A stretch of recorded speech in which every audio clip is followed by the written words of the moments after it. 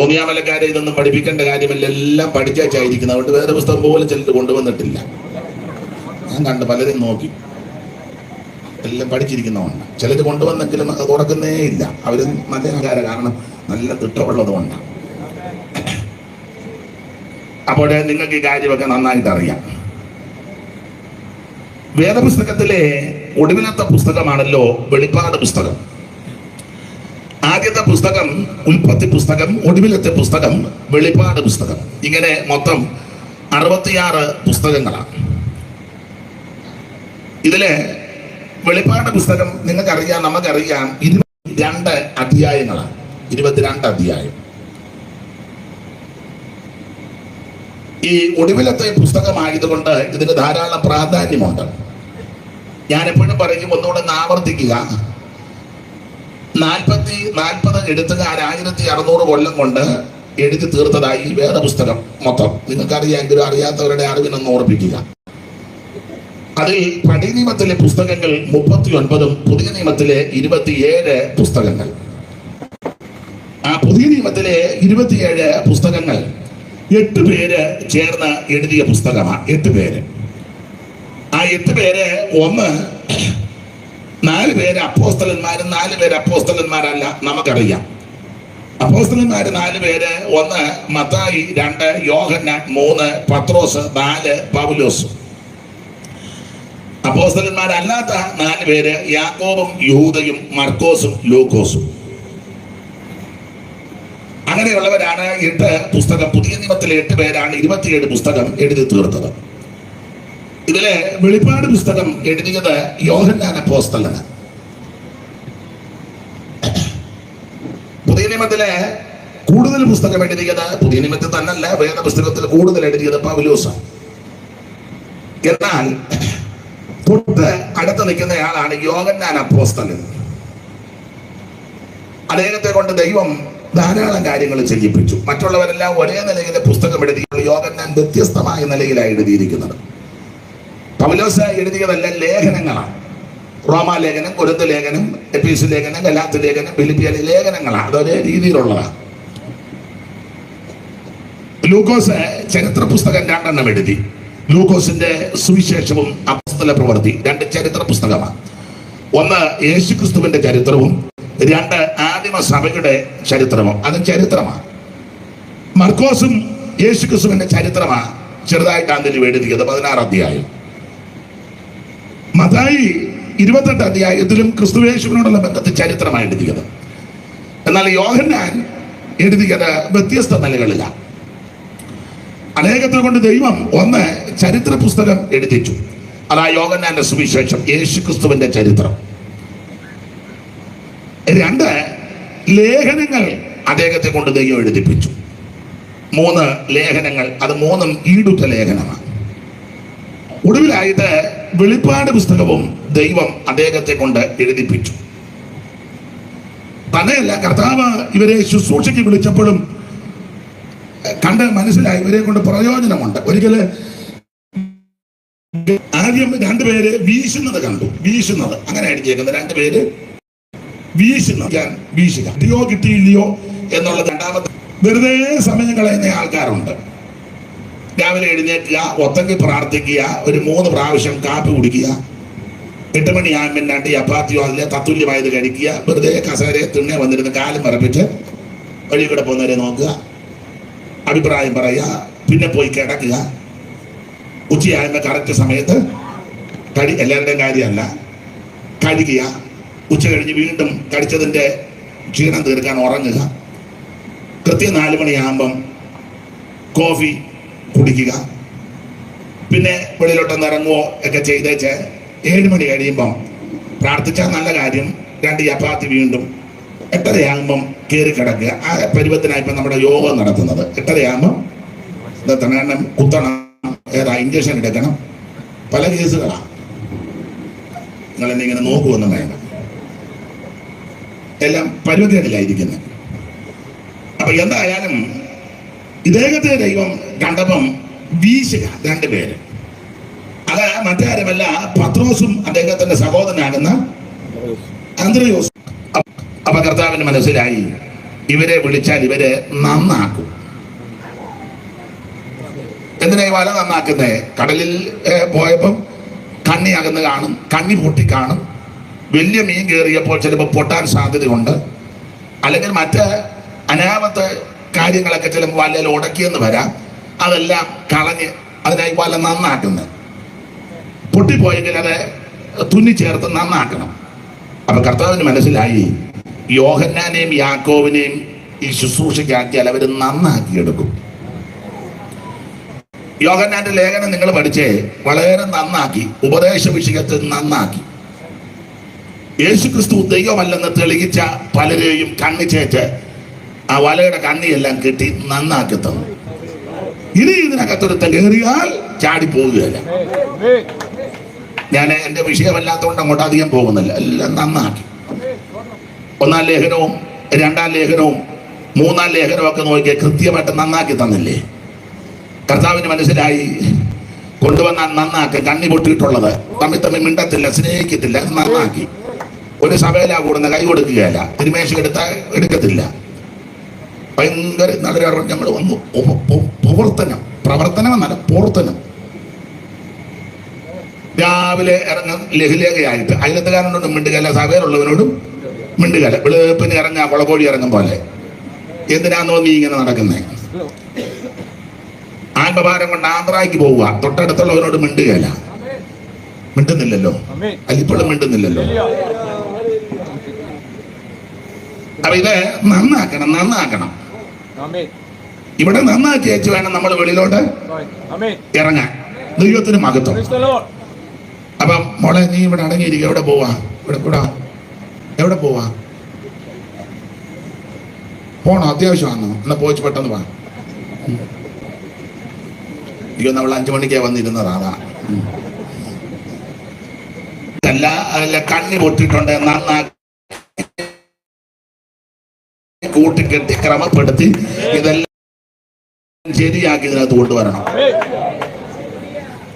ടോപ്പിക്കരുത്. അപ്പൊ യോഹന്നാനെ അതുകൊണ്ടാണ് ദൈവം തെരഞ്ഞെടുത്തത്. പിന്നെ ഇവര് ഒരല്പം എടുത്തിയാട്ടമൊക്കെ ഉണ്ടായിരുന്നു, ക്ഷിപ്രകോപികളൊക്കെ ആയിരുന്നു. അതിന് പേരുമൊക്കെ ഇട്ട് ഇടിമക്കള്. ഇടിമക്കൾ ഇപ്പൊ സഭയ്ക്കകത്തും ഒക്കെ ഉണ്ട് ഇടിമക്കള്. ഇപ്പൊ ഒന്ന് പറഞ്ഞ് രണ്ടാമത്തെ ഇരുട്ടത്തോട്ട് മാറ്റി. നമ്മുടെ മാർഗം ഇതല്ല. ദൈവത്തിന് മഹത്വം. നമ്മുടെ മാർഗം ഇവിടെ അടിച്ചാൽ ഇവിടെ കാണിക്കണമെന്ന്, അതാണ് നമ്മുടെ മാർഗം. അവിടെ ഞാൻ ആ ഭാഗം ഒന്ന് വിടുകയാണ്. യോഹന്നാനെ കൊണ്ട് ദൈവം ശക്തമായി ശുശ്രൂഷകളാണ് ജയിപ്പിച്ചത്. അത് പഴയ നിയമത്തിലെ 5 പുസ്തകം മോശയുടെ പഞ്ചഗ്രന്ഥങ്ങൾ എന്നറിയും. ഉൽപ്പത്തി, പുറപ്പാട്, ലേവ്യ, സംഖ്യ, ആവർത്തനം എന്ന് പറഞ്ഞ പോലെ പുതിയ നിയമത്തിലെ പഞ്ചഗ്രന്ഥങ്ങൾ എഴുതിയ ആളാണ് യോഹന്നാൻ അപ്പോസ്തലൻ. 1 ഒരു സുവിശേഷ പുസ്തകം, 2 3 ലേഖനം, വെളിപ്പാട് പുസ്തകം. അങ്ങനെ 5 പുസ്തകം. പഴയ നിയമത്തിലെ പഞ്ചഗ്രന്ഥം എഴുതിയത് മോശയും പുതിയ നിയമത്തിലെ പഞ്ചഗ്രന്ഥങ്ങൾ എഴുതിയത് യോഹന്നാൻ അപ്പോസ്തലനുമാണ്. അങ്ങനെയുള്ള യോഹന്നാനെ കൊണ്ട് ദൈവം ശക്തമായിട്ട് ഉപയോഗിച്ചു. അതെ, വെളിപ്പാട് പുസ്തകം 22 അധ്യായങ്ങളാണ്. അതെല്ലാം നിങ്ങൾക്കറിയാം, നിങ്ങൾക്കെല്ലാം അറിയാം. നിങ്ങളിരിക്കുന്നത് ഞാൻ തെറ്റിക്കുന്നുണ്ടോ, പോയിന്റ് വല്ലതും പോകുന്നുണ്ടോ, അബദ്ധം വല്ലോ പറയുന്നുണ്ടോ? നിങ്ങളുടെ ഇരിപ്പ് കാണുമ്പോൾ എനിക്കറിയാം. ദൈവത്തിന് മഹത്വം. അപ്പൊ അതുകൊണ്ട് അഥവാ എന്തെങ്കിലും തെറ്റ് വന്നാൽ സദയം ക്ഷമിച്ച് ഞാൻ ഇറങ്ങി വരുമ്പം സ്നേഹത്തിലൊന്ന് പറഞ്ഞ് തിരുത്തിയാൽ എനിക്കും അത് ഗുണമാകാം. കാരണം അടുത്തടുത്ത് ചെന്ന് വിവരക്കേട് പറയുകയല്ലോ. അപ്പൊ ശ്രദ്ധിക്കുക, 22 അധ്യായങ്ങളാണ് വെളിപ്പാട് പുസ്തകം, ഒടുവിലത്തെ പുസ്തകമാണ്. ഇതുപോലെ ഒരു പുസ്തകം ഉലകത്തിൽ ഉണ്ടായിട്ടില്ല, ഉണ്ടാകത്തുമില്ല, ഉണ്ടാക്കാനൊക്കത്തുമില്ല. എന്നെ കേൾക്കുന്ന പ്രിയരെ, ഈ പുസ്തകം നമ്മുടെ കരത്തിൽ ലഭിച്ചത് തന്നെ വലിയ മഹാഭാഗ്യമാണ്. സത്യ വേദ പുസ്തകം, ഇതുപോലൊരു പുസ്തകം വേറെ ഇല്ല. ഈ പുസ്തകം എടുത്തോണ്ട് നടക്കുന്നതും ശുശ്രൂഷയ്ക്കൊക്കെ നിൽക്കുന്നതും ഒരു വലിയ മഹാഭാഗ്യം. എനിക്ക് സങ്കടമൊക്കെ തോന്നാറുണ്ട്. ഇപ്പം നമ്മുടെ ഉപദേശിമാര് ചിലര് ഈ പുസ്തകവുമായിട്ട് അങ്ങനെ ശുശ്രൂഷയ്ക്ക് ചിലര് അല്ല, ഈ പുസ്തകം കിട്ടിയത് കൊണ്ടാണല്ലോ മറ്റു കാര്യങ്ങളെല്ലാം നമുക്ക് പിന്നാലെ കിട്ടിയത്. ഇതല്ലയോ ഇതിന്റെ പ്രധാന. ഈ പുസ്തകം ഈ പരുവത്തിന് നമ്മുടെ കയ്യിൽ തരാൻ ആ മിഷണറിമാര് എന്ത് കഷ്ടപ്പെട്ടു. ബെഞ്ചമിൻ ബെയ്ലി അടക്കമുള്ളതായ ആ മിഷണറി വര്യന്മാര് എന്ത് ബന്ധപ്പെട്ട് അച്ചുകൂടമൊക്കെ കൊണ്ടുവന്ന്, അയ്യോ ഇത് ചരിത്രം നിങ്ങൾ പഠിച്ചിട്ടുള്ളവർക്ക് അറിയാം, പറഞ്ഞു കേട്ടിട്ടുണ്ട്, ചില പുസ്തകത്തിലൊക്കെ വായിച്ച് നമ്മൾ ഗ്രഹിച്ചിട്ടുള്ളവരാ. അത് എന്ത് ബന്ധപ്പാടാണെന്നറിയാം ഉണ്ടാക്കുന്നത്. അവരുടെ ഭാഷയാണെങ്കിൽ പെട്ടെന്ന് ഉണ്ടാക്കാം. രണ്ട് കമ്പി ഇങ്ങനെ വെച്ചു, നടുക്കൊരു കമ്പി വെച്ചാൽ മതി. സി ആന്നൊരു കമ്പി ഇങ്ങനെ വളച്ചാൽ മതി. സി അവരുടെ അക്ഷരം, ഇല്ലയോ? ഐ ഇങ്ങനെ ഒരു കമ്പി വെച്ചാൽ മതി. എളുപ്പമാണ്. നമ്മളത് അങ്ങനെ എല്ലാം വെച്ചാൽ ഒപ്പോ അമ്മേ. എത്ര വള വളച്ചാലാ? ഈ എന്ത് ബന്ധപ്പാടാ? ഈ എഴുതിയപ്പോ തീർന്നു നോന്നപ്പോ അപ്പുറം കിടക്ക ഇത്ത വെച്ച് കഴിഞ്ഞപ്പോ ഇപ്പഴ കിടക്ക ഇഞ്ഞ. അന്നേരം വേറൊരു അക്ഷരം ഇറു, കെട്ടുവെള്ളം പോലെ. എന്ത് ബന്ധപ്പാടാണ്? ഇതെല്ലാം ക്രമപ്പെടുത്തി അച്ചുകൂടമെല്ലാം ക്രമപ്പെടുത്തി കൊണ്ടുവന്ന് ഇതെല്ലാം ക്രമീകരിച്ച ഈ പുസ്തകം നമ്മുടെ കയ്യിൽ തരാം. എന്തിനാണെന്നറിയാമോ ഈ പുസ്തകം നമ്മുടെ കയ്യിൽ തന്നത്? എന്റെ ഭാഷ പറഞ്ഞ നിനക്ക് വിവരം ഉണ്ടാകാൻ. വിവരം ഉണ്ടാക്കുന്ന പുസ്തകമാണ് ഈ പുസ്തകം. വിവരം ഉണ്ടാക്കുന്ന പുസ്തകം. ഞാൻ എന്റെ വിഷയമല്ലെങ്കിലും ഒരു വാക്യമുണ്ട് അങ്ങനെ എഴുതിയേക്കുന്നത്, വിവരമെന്ന. ആ വാക്യം ഒന്ന് വായിച്ച, ഞാൻ റെഫറൻസ് അങ്ങ് മറന്നുപോയി, എങ്കിലും നിങ്ങൾ എടുത്തവര് ഒന്ന് വായിച്ച് സഹായിച്ചാട്ട്. വിവരമെന്ന വിവരം, ഞാൻ റെഫറൻസ് അങ്ങ് മറന്നുപോയി. 2:4 വായിച്ചു. ഉൽപ്പത്തി പുസ്തകം 2:4.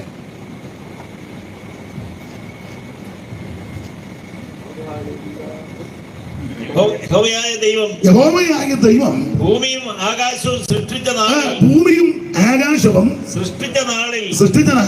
ആകാശവും ഭൂമിയും സൃഷ്ടിച്ചതിന്റെ ഉൽപ്പത്തി വിവരം അങ്ങനെ പരമായിട്ട് വിവരം. ഭൂമിയും ആകാശവും ഒക്കെ സൃഷ്ടിച്ചതിന്റെ ഉൽപ്പത്തി വിവരം. ആൾക്കാർ ഇങ്ങനെ തപ്പി നടക്കുക, ഇതെങ്ങനെ ഉണ്ടായിരുന്നു? എടാ പൊട്ട, ഈ പുസ്തകം വായിച്ചാൽ മതി, വിവരം ഉണ്ടാകും. എന്നെപ്പറ്റി ഒത്തിരി ആക്ഷേപം ഉള്ളതിൽ ഒരാക്ഷേപം വിവരമില്ലെന്നുള്ളതാണ്. അത് സത്യവുമാണ്. ഇന്നാളെ രണ്ടുപേര് തമ്മിൽ പറയുന്നത് ഞാൻ മാറി നിന്നപ്പോ ഇങ്ങനെ കേട്ടു. അയാൾ പ്രസംഗിക്കുന്ന സ്റ്റേജിലേക്ക് വിളിക്കരുത്, വിവരമുള്ളവനല്ല, വല്ലതും വിളിച്ചു പറയുവാൻ. അപ്പം വേറെ ആള് പറഞ്ഞു ഞാൻ അങ്ങനെ കയറി ഇരിക്കത്തില്ലെന്ന് പറഞ്ഞു. അത് സത്യമായ വിവരമില്ല. വിവരമുണ്ടെന്ന് ഞാൻ അവകാശപ്പെടുന്നുമില്ല. പിന്നെ എന്തെങ്കിലും തുള്ളി വിവരം കിട്ടിയിട്ടുണ്ടെങ്കിൽ ഈ പുസ്തകമായി എന്തേലും ഒരല്പം വിവരം ഉണ്ടെന്ന് അവകാശവാദം മുടക്കുന്നില്ല. അല്പം എന്തേലും ഉണ്ടെങ്കിൽ ഈ പുസ്തകം കൈവന്നതാണ്. ഇന്ന് രാത്രി വിവരം വെപ്പിക്കുന്ന പുസ്തകമാണ് സത്യവേദ പുസ്തകം. നിനക്ക് ജ്ഞാനം തരുന്ന പുസ്തകമാണ് സത്യവേദ പുസ്തകം. നിന്നെ അറിവിലേക്കും ഉന്നതയിലേക്കും നടത്തുന്ന പുസ്തകമായി സത്യവേദ പുസ്തകം. അതുകൊണ്ട് ഞാൻ ചിലരോട് പറയാറുണ്ട്, പള്ളിക്കൂടത്തിൽ പോകാനൊന്നും ചിലപ്പോൾ സാവകാശം കിട്ടിയെന്ന് വരികയില്ല എല്ലാവർക്കും. ഞാൻ പല കാരണങ്ങളാ, മടിയുള്ളവരും പോവുകയില്ല. പണ്ട് കാലത്ത് വീട്ടിൽ പ്രാരാബ്ധമുള്ളപ്പം പോകാനൊക്കത്തില്ല, പഠിക്കാൻ 8-10 പിള്ളേരാ, ഇതുങ്ങളെല്ലാം വളർത്തണം. അപ്പം ചിലപ്പോൾ പഠിപ്പിക്കാൻ ഒക്കത്തില്ല. എനിക്കറിയാം, പല അപ്പച്ചന്മാര് പറഞ്ഞിട്ടുണ്ട്, ഇളയത്തുങ്ങളെ പഠിപ്പിക്കാൻ അപ്പന്റെ കൂടെ ഞാനും കൂതാലി എടുത്തോണ്ട് ഇറങ്ങി. അങ്ങനെയുള്ള ഒത്തിരി പേരുണ്ട്, എനിക്കറിയാം. വേറെ ചിലര് അനിയത്തിമാരും അനിയന്മാരും ഒക്കെ ഉണ്ട്. അവരെ രക്ഷിക്കാൻ വേണ്ടി ഞാൻ ഒരിക്കല് അമേരിക്കയിൽ ചെന്നപ്പോൾ എന്നോടൊരു അമ്മ വളരെ സങ്കടത്തോടെ പറഞ്ഞു, പല കാര്യം പറഞ്ഞതിലൊരു കാര്യം. അപ്പൊ ഞാൻ ചോദിച്ചു, വീട്ടില് പറഞ്ഞു 13 മക്കളായിരുന്നെന്ന് പറഞ്ഞു, 13 എണ്ണം. അപ്പൊ ഇപ്പൊ ആരുടെ കൂടാ താമസിക്കുന്നത്? ഇപ്പൊ ഞാൻ ഒറ്റയ്ക്കാ താമസിക്കുന്നത്. അപ്പൊ ഞാൻ ചോദിച്ചു, ഭർത്താവ് പിള്ളേര് കല്യാണം കഴിച്ചില്ല. അയ്യോ, ഇവിടെ വന്നിട്ട് ഇപ്പൊ എത്ര നാളായി? വന്നിട്ട് 19 കൊല്ലമായി. ഞാൻ ചോദിച്ചു, അതിനാ കല്യാണം കഴിക്കാഞ്ഞേ? അന്ന് ഞാൻ നേഴ്സിങ്ങിന് പഠിച്ചൊരു സ്ഥലം ഞാൻ പേര് മറന്നുപോയി. അവിടെ പോയി പഠിച്ചു, പരീക്ഷ എഴുതി ഞാൻ അമേരിക്കയിൽ വന്നു. ഞങ്ങളുടെ വീടൊരു ചെറ്റക്കൂടിലായിരുന്നു. ഇത്ര എണ്ണത്തിനെ വളർത്തണ്ടേ? എൻ്റെ അപ്പച്ചനും അമ്മച്ചിയും വളരെ കഷ്ടപ്പെട്ട ഇതുങ്ങളെ വളർത്തുന്നത്. അപ്പം ഞാൻ ഒരു തീരുമാനം എടുത്തു, ഞാൻ കല്യാണം കഴിക്കുന്നില്ല, ഇതുങ്ങളെല്ലാം ഇവിടെ കൊണ്ടുവരണം, എൻ്റെ അപ്പച്ചനും അമ്മച്ചിക്കും ഒരു സഹായമാകണം. ഞാൻ ചോദിച്ചു അതിന് കല്യാണം കഴിക്കാതിരുന്നല്ല. അല്ല പാസ്റ്ററെ, കല്യാണം കഴിച്ചു കഴിഞ്ഞാൽ പിന്നെ ഭർത്താവ് പറയുന്നത് അനുസരിക്കാത്തതും കാണും ഇതിനകത്ത്. എന്നാലും അതിന് ന്യായമായ വശം അതാ. അദ്ദേഹം പറയുന്നത് അനുസരിക്കണമല്ലോ. ചിലപ്പോൾ അദ്ദേഹത്തെ പ്രാപിച്ചു. ഇപ്പൊ എനിക്ക് നല്ല പ്രായമുണ്ട്. ഞാൻ ചോദിച്ചു കൊണ്ടുവന്നവരെല്ലാം എങ്ങനെയുണ്ട് സ്ഥലം? വിളിക്കുകയല്ലെന്ന് പറഞ്ഞു. അല്ല അതുകൂടെ ചേർത്ത് ഒരെണ്ണം വിളിക്കുകയല്ല. ആരും വിളിക്കുകയല്ലെന്ന് പറഞ്ഞു. അവരിവിടെ തന്നെയാ താമസിക്കുന്നത്. ഞാൻ ചോദിച്ചാൽ എന്നെ വിളിക്കാൻ. അവരിവിടെ വന്ന് മക്കളുമൊക്കെ ആയി. അവർ പിന്നെ ഇവിടെ വന്നു കഴിഞ്ഞപ്പം അമേരിക്കക്കാരാന്നുള്ള രീതിയിൽ കല്യാണമൊക്കെ പിള്ളേർക്ക് നടന്നു. പിന്നെ അവരങ്ങനെ ആയി. ഞാൻ വിളിച്ചാലും ഇപ്പൊ എടുക്കുകയല്ലെന്ന് പറഞ്ഞു. അങ്ങനെ നന്ദിയില്ലാത്ത കുറെ കിടുമ്പ് കെട്ടതുകൊണ്ട് ഇത്ര ഭാഷ പോരെ. വേറെ എന്തെങ്കിലും ഉണ്ട്?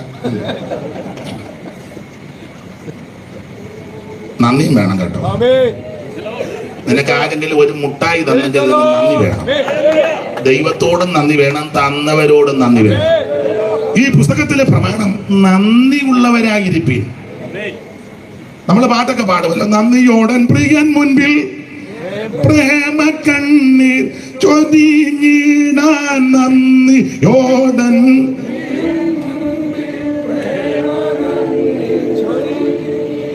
അതുങ്ങൾക്കൊന്നും വയ്യ, വേണ്ട, വെറുതെ എന്തിനാ ഇങ്ങനെ വന്നിരിക്കുന്നത് തന്നെ വലിയ കാര്യം. എല്ലാം പരുവക്കേടാ. അവിടെ പാടിയില്ലെങ്കിലും നന്ദി ഉണ്ടായാൽ മതി. അപ്പോൾ ദൈവത്തോടും നമുക്ക് എന്തെങ്കിലുമൊക്കെ തരുന്നവരോടും ഒക്കെ നന്ദി വേണം. അതെ, അങ്ങനെ കഷ്ടതയുടെ തീച്ചൂളേക്കോട് പോയ അനേകരുണ്ട്. അവർക്ക് ചിലപ്പം ചിലർക്ക് പഠിക്കാനൊത്തില്ല. അപ്പനെ അമ്മയെ സഹായിപ്പാൻ ചെറുപ്പത്തിലെ ജോലിക്ക് ഇറങ്ങിയവരുണ്ട്. എല്ലാത്തിങ്ങളെ പഠിപ്പിച്ചു. അങ്ങനെയൊക്കെ പഠിക്കുവാൻ സാധിക്കാതെ വേണ്ട വിധത്തിൽ വിദ്യാഭ്യാസം ലഭിക്കാതെ ഭാരപ്പെട്ടവര്, അയ്യോ എനിക്ക് അറിവില്ല, വിവരമില്ല, ജ്ഞാനമില്ല, അങ്ങനെ ആരെങ്കിലും ഭാരപ്പെടണമെങ്കിൽ നിരാശപ്പെടേണ്ട. ഈ തിരുവെടുത്ത് വായിച്ചു ദൈവത്തിന് മഹത്വം. വിവരം ലഭിക്കുന്ന പുസ്തകമാ സത്യവേദ പുസ്തകം. ഈ പുസ്തകം എന്നും വായിക്കണം, എന്നും ധ്യാനിക്കണം, എന്നും അയവിറക്കണം, എന്നും അത് ചിന്തിക്കണം, ഇതിൽ തന്നെ രസിക്കണമെന്ന്. അല്ലാതെ ദൈവോചനത്തിന്റെ പ്രത്യേകത. ദൈവത്തിന് ഫേസ്ബുക്ക് ഒന്നും വായിക്കണ്ട. പിന്നെ ഉണ്ടല്ലോ ഒത്തിരി. അതിലും കൂടുതൽ ഈ വേദപുസ്തകം, ഞാൻ കൂടുതലും വേദപുസ്തകമാണ് വായിക്കുന്നത്. അതുകൊണ്ടാണ് എന്തെങ്കിലും ഇച്ചിരി വിവരം ഉണ്ടെന്ന് പറയുന്നില്ല, ഉണ്ടെങ്കിൽ ഇത് പുസ്തകം വായിച്ചതിന്റെ. അതെ, വിവരം ഉണ്ടാക്കുന്ന പുസ്തകം. അതെ, അങ്ങനെയുള്ള ഈ പുസ്തകം നമ്മുടെ കരത്തിൽ ലഭിച്ചതിനാല് ഞാൻ ദൈവത്തെ മഹത്വപ്പെടുത്തുക. മുൻപോട്ട് പോകാം. ഇങ്ങനെയുള്ള ഈ പുസ്തകത്തിലെ ഒടുവിലത്തെ പുസ്തകമാണ് വെളിപ്പാട് പുസ്തകം. 22 അധ്യായങ്ങളാ. മോനെ മൈക്ക് എനിക്കൂടെ എനിക്ക് പറയാൻ അറിയാൻ മേല. ആളെന്ത്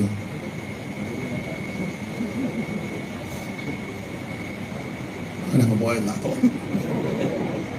മോനെ ഇനി വേണ ഇവിടെ വന്ന് അതോ അവിടെ നിൽക്കുന്ന എൻ്റെ തൊണ്ടയ്ക്ക് നല്ല ബുദ്ധിമുട്ടുണ്ട്. അതുകൊണ്ടാണ് ഇപ്പോഴും ഞാൻ ഇടയ്ക്കൊരു വീട്ടിൽ കയറി ഉപ്പുവെള്ളം വന്ന് ഗാർഗിൾ ചെയ്തേച്ചാ വന്നതുകൊണ്ട് അതുപോലെ വേദനിച്ചു. അപ്പോൾ അങ്ങനെയുള്ള ഈ പുസ്തകം, വെളിപ്പാട് പുസ്തകം 22 അധ്യായങ്ങളാണ്. ഓരോ അധ്യായത്തിലും സാധാരണ പറയാറുണ്ട്, നിങ്ങൾക്ക് അറിയാം, ഓരോ വിഷയങ്ങളായിട്ടാണ് നമ്മൾ പഠിക്കുന്നത്. 1-ാം അധ്യായത്തിൽ തേജസ്കരിക്കപ്പെട്ട യേശു ക്രിസ്തു. 2-3 അധ്യായത്തിൽ 7 സഭയ്ക്കുള്ള ദൂത. 4-ാം അധ്യായം സഭ ഇവിടുന്ന് മാറ്റപ്പെടുന്നു. 5-ാം അധ്യായം ഭൂമിയുടെ വീണ്ടെടുപ്പ്. 6-ാം അധ്യായം 6 മുദ്ര പൊട്ടിക്കുന്നതായിട്ട് കാണുന്നു. 7-ാം അധ്യായം മുദ്രിതന്മാരാകുന്ന 144,000 പേര്. 8-ാം അധ്യായത്തിൽ 7-ാം മുദ്ര പൊട്ടിക്കുക ചേർന്ന് കാഹളങ്ങൾ നീട്ടുന്നു. 9-ാം അധ്യായത്തിൽ യൂഫ്രട്ടീസ് നദീതീരത്ത് ബന്ധിച്ച ദൂതന്മാരെ അഴിച്ചുവിടുന്നു. 10-ാം അധ്യായം ചെറുപുസ്തകം വാങ്ങി ഭക്ഷിക്കുന്നു. 11-ാം അധ്യായം 2 സാക്ഷികൾ പ്രത്യക്ഷപ്പെടുന്നു. 12-ാം അധ്യായം സൂര്യധാരണയായ ഒരു സ്ത്രീയെ ദർശിക്കുന്നു. 13-ാം അധ്യായം ഘോരവും ഭയങ്കരമായ മൃഗം സമുദ്രത്തിൽ നിന്ന് കയറി വരുന്നു.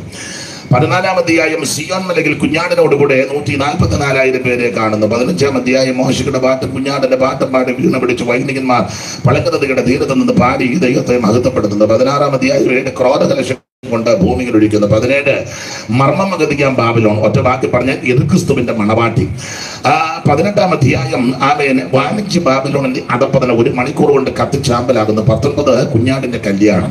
20-ാം അധ്യായം 1000 ആണ്ട് വാഴ്ച. 21-ാം അധ്യായം പുതിയ യെരൂശലേം ഭർത്താവിനായിട്ട് അലങ്കരിച്ച മണവാട്ടിയെ പോലെ സ്വർഗത്തിൽ നടക്കുന്നു. 21-ാം അധ്യായം ഒറ്റ വാക്കി പറഞ്ഞാൽ നിത്യത പോകുന്നു. ഇങ്ങനെയാണ് സാധാരണ ഈ പുസ്തകം ഒന്ന് ഓടിച്ചൊന്ന് മനസ്സിലാക്കുന്നത്. ഇതൊക്കെ നന്നായിട്ട് പ്രസംഗിക്കുന്ന ആൾക്കാർ ധാരാളം പ്രഗത്ഭന്മാരുണ്ട്. അത് അടുക്കെടുക്കായിട്ട് ഒത്തിരി പ്രഗത്ഭന്മാരുണ്ട്. അവരെ എല്ലാവരെയും ഓർത്ത് ദൈവത്തെ സ്തുതിക്കുന്ന ദൈവം അവർക്കെല്ലാം ദീർഘായുസ് കൊടുക്കട്ടെ.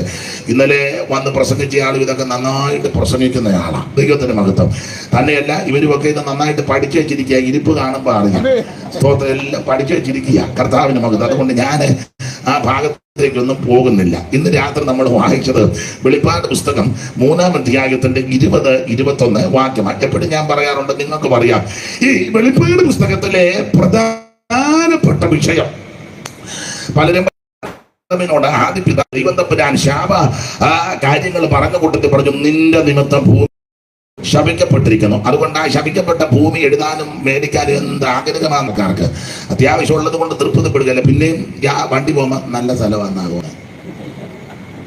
ശപിക്കപ്പെട്ടതാ. സ്തോത്രം. ഈ ശപിക്കപ്പെട്ട സ്ഥലത്തിന് ആ ചേട്ടനും അനിയൻ അടിയുണ്ടാക്കുന്നത്. ഈ ശപിക്കപ്പെട്ട ഭൂമി വിഷയത്തിന് സ്വന്തം ചേട്ടനും അനിയനും തല്ലുണ്ടാക്കി. അനിയൻ അസംബ്ലീസ് ബോർഡിലും പോയി, ചേട്ടൻ IPC നിന്നു. ഇവിടെ തോന്നിയാമല്ലേ കാര്യമല്ല പറഞ്ഞേ. അങ്ങനെ ഉണ്ടെങ്കിൽ നിന്റെ കാര്യം തന്നെ ആയി പറഞ്ഞേ. കണ്ട് ചിലപ്പോ ഇതിനകത്ത് കാണും. ഇനി ഇത് കഴിഞ്ഞൊരു അടി ഉണ്ടാക്കരുത്. സ്വന്തം ചേട്ടനും അനിയനും നിനക്ക് ചുണയുണ്ടോ? ഇവിടെ കുറ്റിയിട്ടാ നിന്റെ പുതിയാൽ ഞാൻ വെട്ടും. അനിയൻ ഇവിടെ നിന്ന് സന്ധ്യയാകുമ്പോ പാടുക, എന്റെ ദേശം നിന്നെ മെറ്റീരിയൽ അല്ല എറിയേണ്ടത്, വിട്ടുകല്ലിന് എറിയണം നിന്നെ. ഈ ശപിക്കപ്പെട്ട ഭൂമി, ഇത് ശപിക്കപ്പെട്ട ഭൂമിയാണ്. ഈ ഭൂമിക്ക് വേണ്ടി അടിയുണ്ടാക്കുന്നത്. ഇതിനു വേണ്ടി അങ്ങ് തർക്കമാ. എന്നും രാവിലെ വല്യപ്പന് നടക്കാൻ മേലും മടിയും കുത്തി അതിരെ പോയി നിന്ന് നോക്കുക. ഇത് ശപിക്കപ്പെട്ടതാണ് ഈ ഭൂമി. നിങ്ങൾ നിമിത്തം ഈ ഭൂമി ശപിക്കപ്പെട്ടിരിക്കുന്നു. ഇപ്പോഴത്തെ ഈ ഭൂമി ശപിക്കപ്പെട്ട ഭൂമിയാണ്. ഈ ശപിക്കപ്പെട്ട ഭൂമി ആയതുകൊണ്ട് ഈ ഭൂമിയിൽ എന്ത് വെച്ചാലും അതിന്റെ പൂർണ്ണ വിളവ് കിട്ടുന്നില്ല. സഹോദരിമാർക്കറിയാം, ഒരു കരിയാമ്പ് കൊണ്ടുവച്ചേ നന്നായി വരുന്നുണ്ടോ? അത് കൊണ്ടുവച്ചു, ചെങ്കല്ലിട്ടു, പൊടിയിട്ടു. പിന്നെ ആരാണ്ട് പറഞ്ഞു, തങ്കമ്മേ മുട്ടത്തോട് ഇടുക. എന്നെങ്കിൽ മുട്ട വേണ്ടിയിട്ടല്ല, എന്നാലും ഉടച്ചതിൻ്റെ തോട്. അന്നേരം പറഞ്ഞു, മുട്ടത്തോട് തന്നെ ആട്ടുംകാട്ട് വിട്ട. ആട്ടുംകാട്ടുവേ ഇഷ്ടമല്ല, എന്നാലും കരിയാമ്പ് വരട്ടെന്നോർത്ത് ആട്ടുംകാട്ടും കൊണ്ടിട്ട്. അന്നേരം പറഞ്ഞിട്ട് കഞ്ഞിവെള്ളം, കഞ്ഞി വെച്ചിട്ട് എത്രയോ ദിവസമായി. 3 ദിവസം മുമ്പ് കണ്ടിച്ചിട്ട് കഞ്ഞി വെച്ചതാ. എന്നാലും അതിന്റെ വെള്ളം ഒന്നും അറിയാമില്ല പാവത്തിന്. എന്നാലും ആ കഞ്ഞിവെള്ളം അതിന്റെ ചോട്ടിൽ കൊണ്ട് ഇതെല്ലാം ചെയ്താൽ ഇത് കുരഞ്ഞിരിക്കത്തേ ഉള്ളൂ. 2 തണ്ട് അടത്തി ഒക്കുകയല്ല. അതിന്റെ കാരണം കഞ്ഞിവെള്ളത്തിന്റെ കുഴപ്പമോ നിങ്ങളുടെ കുഴപ്പമോ അല്ല. ഈ ഭൂമി ശപിക്കപ്പെട്ട ഭൂമി. ഇത് പൂർണ്ണ വിധത്തിൽ അതിന്റെ വിളവ് തരുന്നില്ല. എന്നാൽ ഈ ഭൂമിയുടെ ശാപം ദൈവം മാറ്റി കഴിയുമ്പോൾ ഈ ഭൂമി അതിന്റെ പൂർണ്ണ വിളവ് ഇങ്ങോട്ട് തരും. സ്തോത്രം. പൂർണ്ണ വിളവ് തരും. അതിന് ദൈവം ഒരു ദൃഷ്ടാന്തം നേരത്തെ കാണിച്ചിട്ടുണ്ട്. അതാണ് നമ്മൾ ഉൽപ്പത്തി പുസ്തകത്തിൽ വായിക്കുന്നത്. ഇസഹാക്ക് 6 ആണ്ടിൽ വിതച്ചു, അവന് 100 മേനി വിളവ് കിട്ടി എന്ന് പറഞ്ഞാൽ അതിന് മുമ്പ് ആരും വിതച്ചിട്ട് 100 കിട്ടിയിട്ടില്ല. ഏതാ? ആദാം മുതലേ. ആദാമേ, ശേത്ത്, ഏനോശ്, കേനാന്, മഹലേല, യാരദ, മധുശലഹ്, ലാമക്ക്, നോഹ, പിന്നെ ശേമേ, ഹാമേ, യാബത്ത്, രയൂബ്, ശെരൂഗ്, അങ്ങനെ പിന്നെ അബ്രഹാമ് പഠിച്ചു വരുമ്പം ഇവരാരും വിതച്ചിട്ട് 100 മേനി കിട്ടിയിട്ടില്ല. പിന്നെ ആകെ കിട്ടിയത് ഇസഹാക്കിന്റെ കാലത്താണ്. ഇസഹാക്ക് ആ ആണ്ടിൽ വിതച്ചവന് 100 മേനി വിളവ് കിട്ടി. ഇനി ഇസഹാക്ക് കഴിഞ്ഞ് ഇന്ന് വരെ വിതച്ചിട്ടും ആർക്കും 100 കിട്ടിയിട്ടില്ല. ഇസഹാക്കിന് കിട്ടി, യാക്കോബിന് കിട്ടിയിട്ടില്ല, പിള്ളേർക്ക് ആർക്കും കിട്ടിയിട്ടില്ല. പിന്നെ ഇങ്ങോട്ട് മൊത്തം ഇവിടെ തോന്നിയാമലിൽ ഇവർക്ക് കൃഷിക്കാരുണ്ട്, ഇല്ലയോ? ഓ, സത്യം പറ, ഉണ്ട്. 100 കിട്ടിയോ?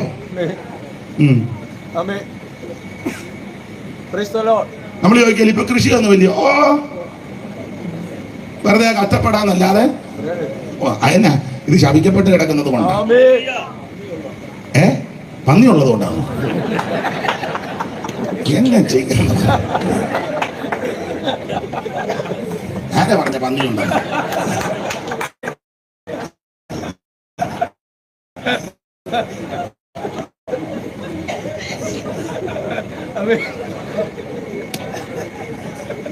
പോട്ടെ, നമ്മുടെ ആളാ, അതുകൊണ്ട് ഞാൻ.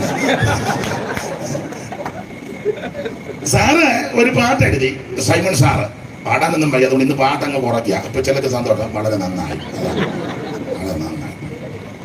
അപ്പം ഒരു വരി ഇങ്ങനുണ്ട്: ഇങ്ങു ശാപം നിറഞ്ഞ ഭൂ, ഇങ്ങു ശാപം നിറഞ്ഞ ഭൂ, നീങ്ങിപ്പോതോ തായിടും, നീങ്ങിപ്പോതോ തായിടും. മംഗളം മംഗളമായി നീ വാഴും നമ്മളെല്ലാരും. മംഗളം മംഗളമായി ഇനിയും നമ്മളെല്ലാരും. മംഗളം. ഇങ്ങു ശാപം നിറഞ്ഞ ഭൂ, ഇങ്ങു ശാപം നിറഞ്ഞ ഭൂ, നീങ്ങിപ്പോതോ തായിടും, നീങ്ങിപ്പോതോ തായിടും. മംഗളം. ഈ ഭൂമിയുടെ ശാപം ദൈവം മാറ്റും. അതുകൊണ്ട് ഞാൻ ഒരു കാര്യം ദൈവമക്കളോട് പറയാം, എന്നെ കേൾക്കുന്നവരുടെ, ഈ ഭൂമിയുടെ പേര് പറഞ്ഞ അടി ഉണ്ടാക്കരുത്. ഇത് ശപിക്കപ്പെട്ട് കിടക്കുക. അതുകൊണ്ടൊക്കെ ഒരു കാര്യം കൂടെ പറയാം, ഇവിടെ വിശുദ്ധ സ്ഥലമൊന്നുമില്ല. പരസ്യം വെക്കണ്ടേ വിശുദ്ധ നാട്, അങ്ങനെ ഒരു നാട് ഇല്ല. ഉണ്ടോ? അവിടെ വന്നിയാണോ? ഓ, വിശുദ്ധ ഒരു നാടില്ല. അത് നമ്മള് പരിവേഷം കൊടുക്കുക വിശുദ്ധ നാട്. ഏതാ വിശുദ്ധ നാട് കാണാൻ? ആ, വിശുദ്ധ നാട് എല്ലാവരും ഒന്ന് പോകാം. പോക്കോ, കുഴപ്പമില്ല, നാട് കാണാൻ പോക്കൂ. പക്ഷെ വിശുദ്ധ നാടെന്ന് പറയരുത്. യോഹന്നാന്റെ 1-ാം ലേഖനം 5-ാം അധ്യായത്തിന്റെ 19-ാമത്തെ തിരുവചനത്തിന്റെ വെളിച്ചത്തിൽ ഒരു കാര്യം അവിടെ സ്ഥിരീകരിക്കാൻ തോന്നിട്ട് ഞാൻ അറിയാമല്ലോ, എടുത്തെങ്കിലും ഇത് വായിച്ചു. 5:19. നാം ദൈവത്തിൽ നിന്നുള്ളവർ എന്ന് നാം അറിയുന്നു. സർവ്വലോകവും ദുഷ്ടന്റെ അധീനതയിൽ. അയ്യോ, ദുഷ്ടന്റെ അധീനതയിലാണ്. ഈ ഹൈന്ദവ പുരാണം പഠിക്കുമ്പോൾ 14 ലോകമുണ്ടെന്ന ഈ 7-14 ആയിക്കോട്ടെ. അതലോം വിതലോം നിതലോം സുതലോം, അങ്ങനെ പല ലോകങ്ങളാണ്. അപ്പൊ എത്ര ലോകമുണ്ടെങ്കിലും കൊള്ളാം, സർവ്വലോകവും ദുഷ്ടന്റെ അധീനതയിലാണ്. അപ്പൊ അതുകൊണ്ട് ഈ ഭൂമി ശപിക്കപ്പെട്ട ഭൂമിയാണ്. അതുകൊണ്ട് ഇതിന്റെ പേര് പറഞ്ഞ് വഴക്കുണ്ടാക്കരുത്. ഇത് ഞങ്ങളുടെയാണ്, അത് നിങ്ങളുടെയാ, അതുകൊണ്ട് ഞങ്ങൾ ഇവിടെ താമസിക്കാം, നിങ്ങളല്ല ഇവിടുന്ന് ഉടനെ പൊക്കോണം. ഉടനെ അവര് പറയാ നിങ്ങളുടെ ആൾക്കാർ ഞങ്ങളുടെ ഇവിടെ ഉണ്ട്, ഞങ്ങൾ ഉടനെ അങ്ങോട്ട് നിങ്ങളുടെ ആൾക്കാരെ. ഇവനെല്ലാം ഭ്രാന്താണ്. ഭൂമിയുടെ പേര് പറഞ്ഞ്, ജാതിയുടെ പേര് പറഞ്ഞ്, വർഗത്തിന്റെ വർണ്ണത്തിന്റെ പേര് പറഞ്ഞ് സ്പർദ്ധ ഉണ്ടാക്കരുത്. മനുഷ്യനെ മനുഷ്യനായിട്ട് കാണണം, മറ്റുള്ളവരെ ബഹുമാനിക്കണം, കാരണം പുസ്തകം പഠിപ്പിക്കുന്നത് സർവ്വലോകം ദുഷ്ടന്റെ അധീനതയിലാണ്. അതുകൊണ്ട് ഇതിനായിട്ട് കിടന്ന് ഒത്തിരി ബന്ധപ്പെടുകയൊന്നും ചെയ്യരുത്.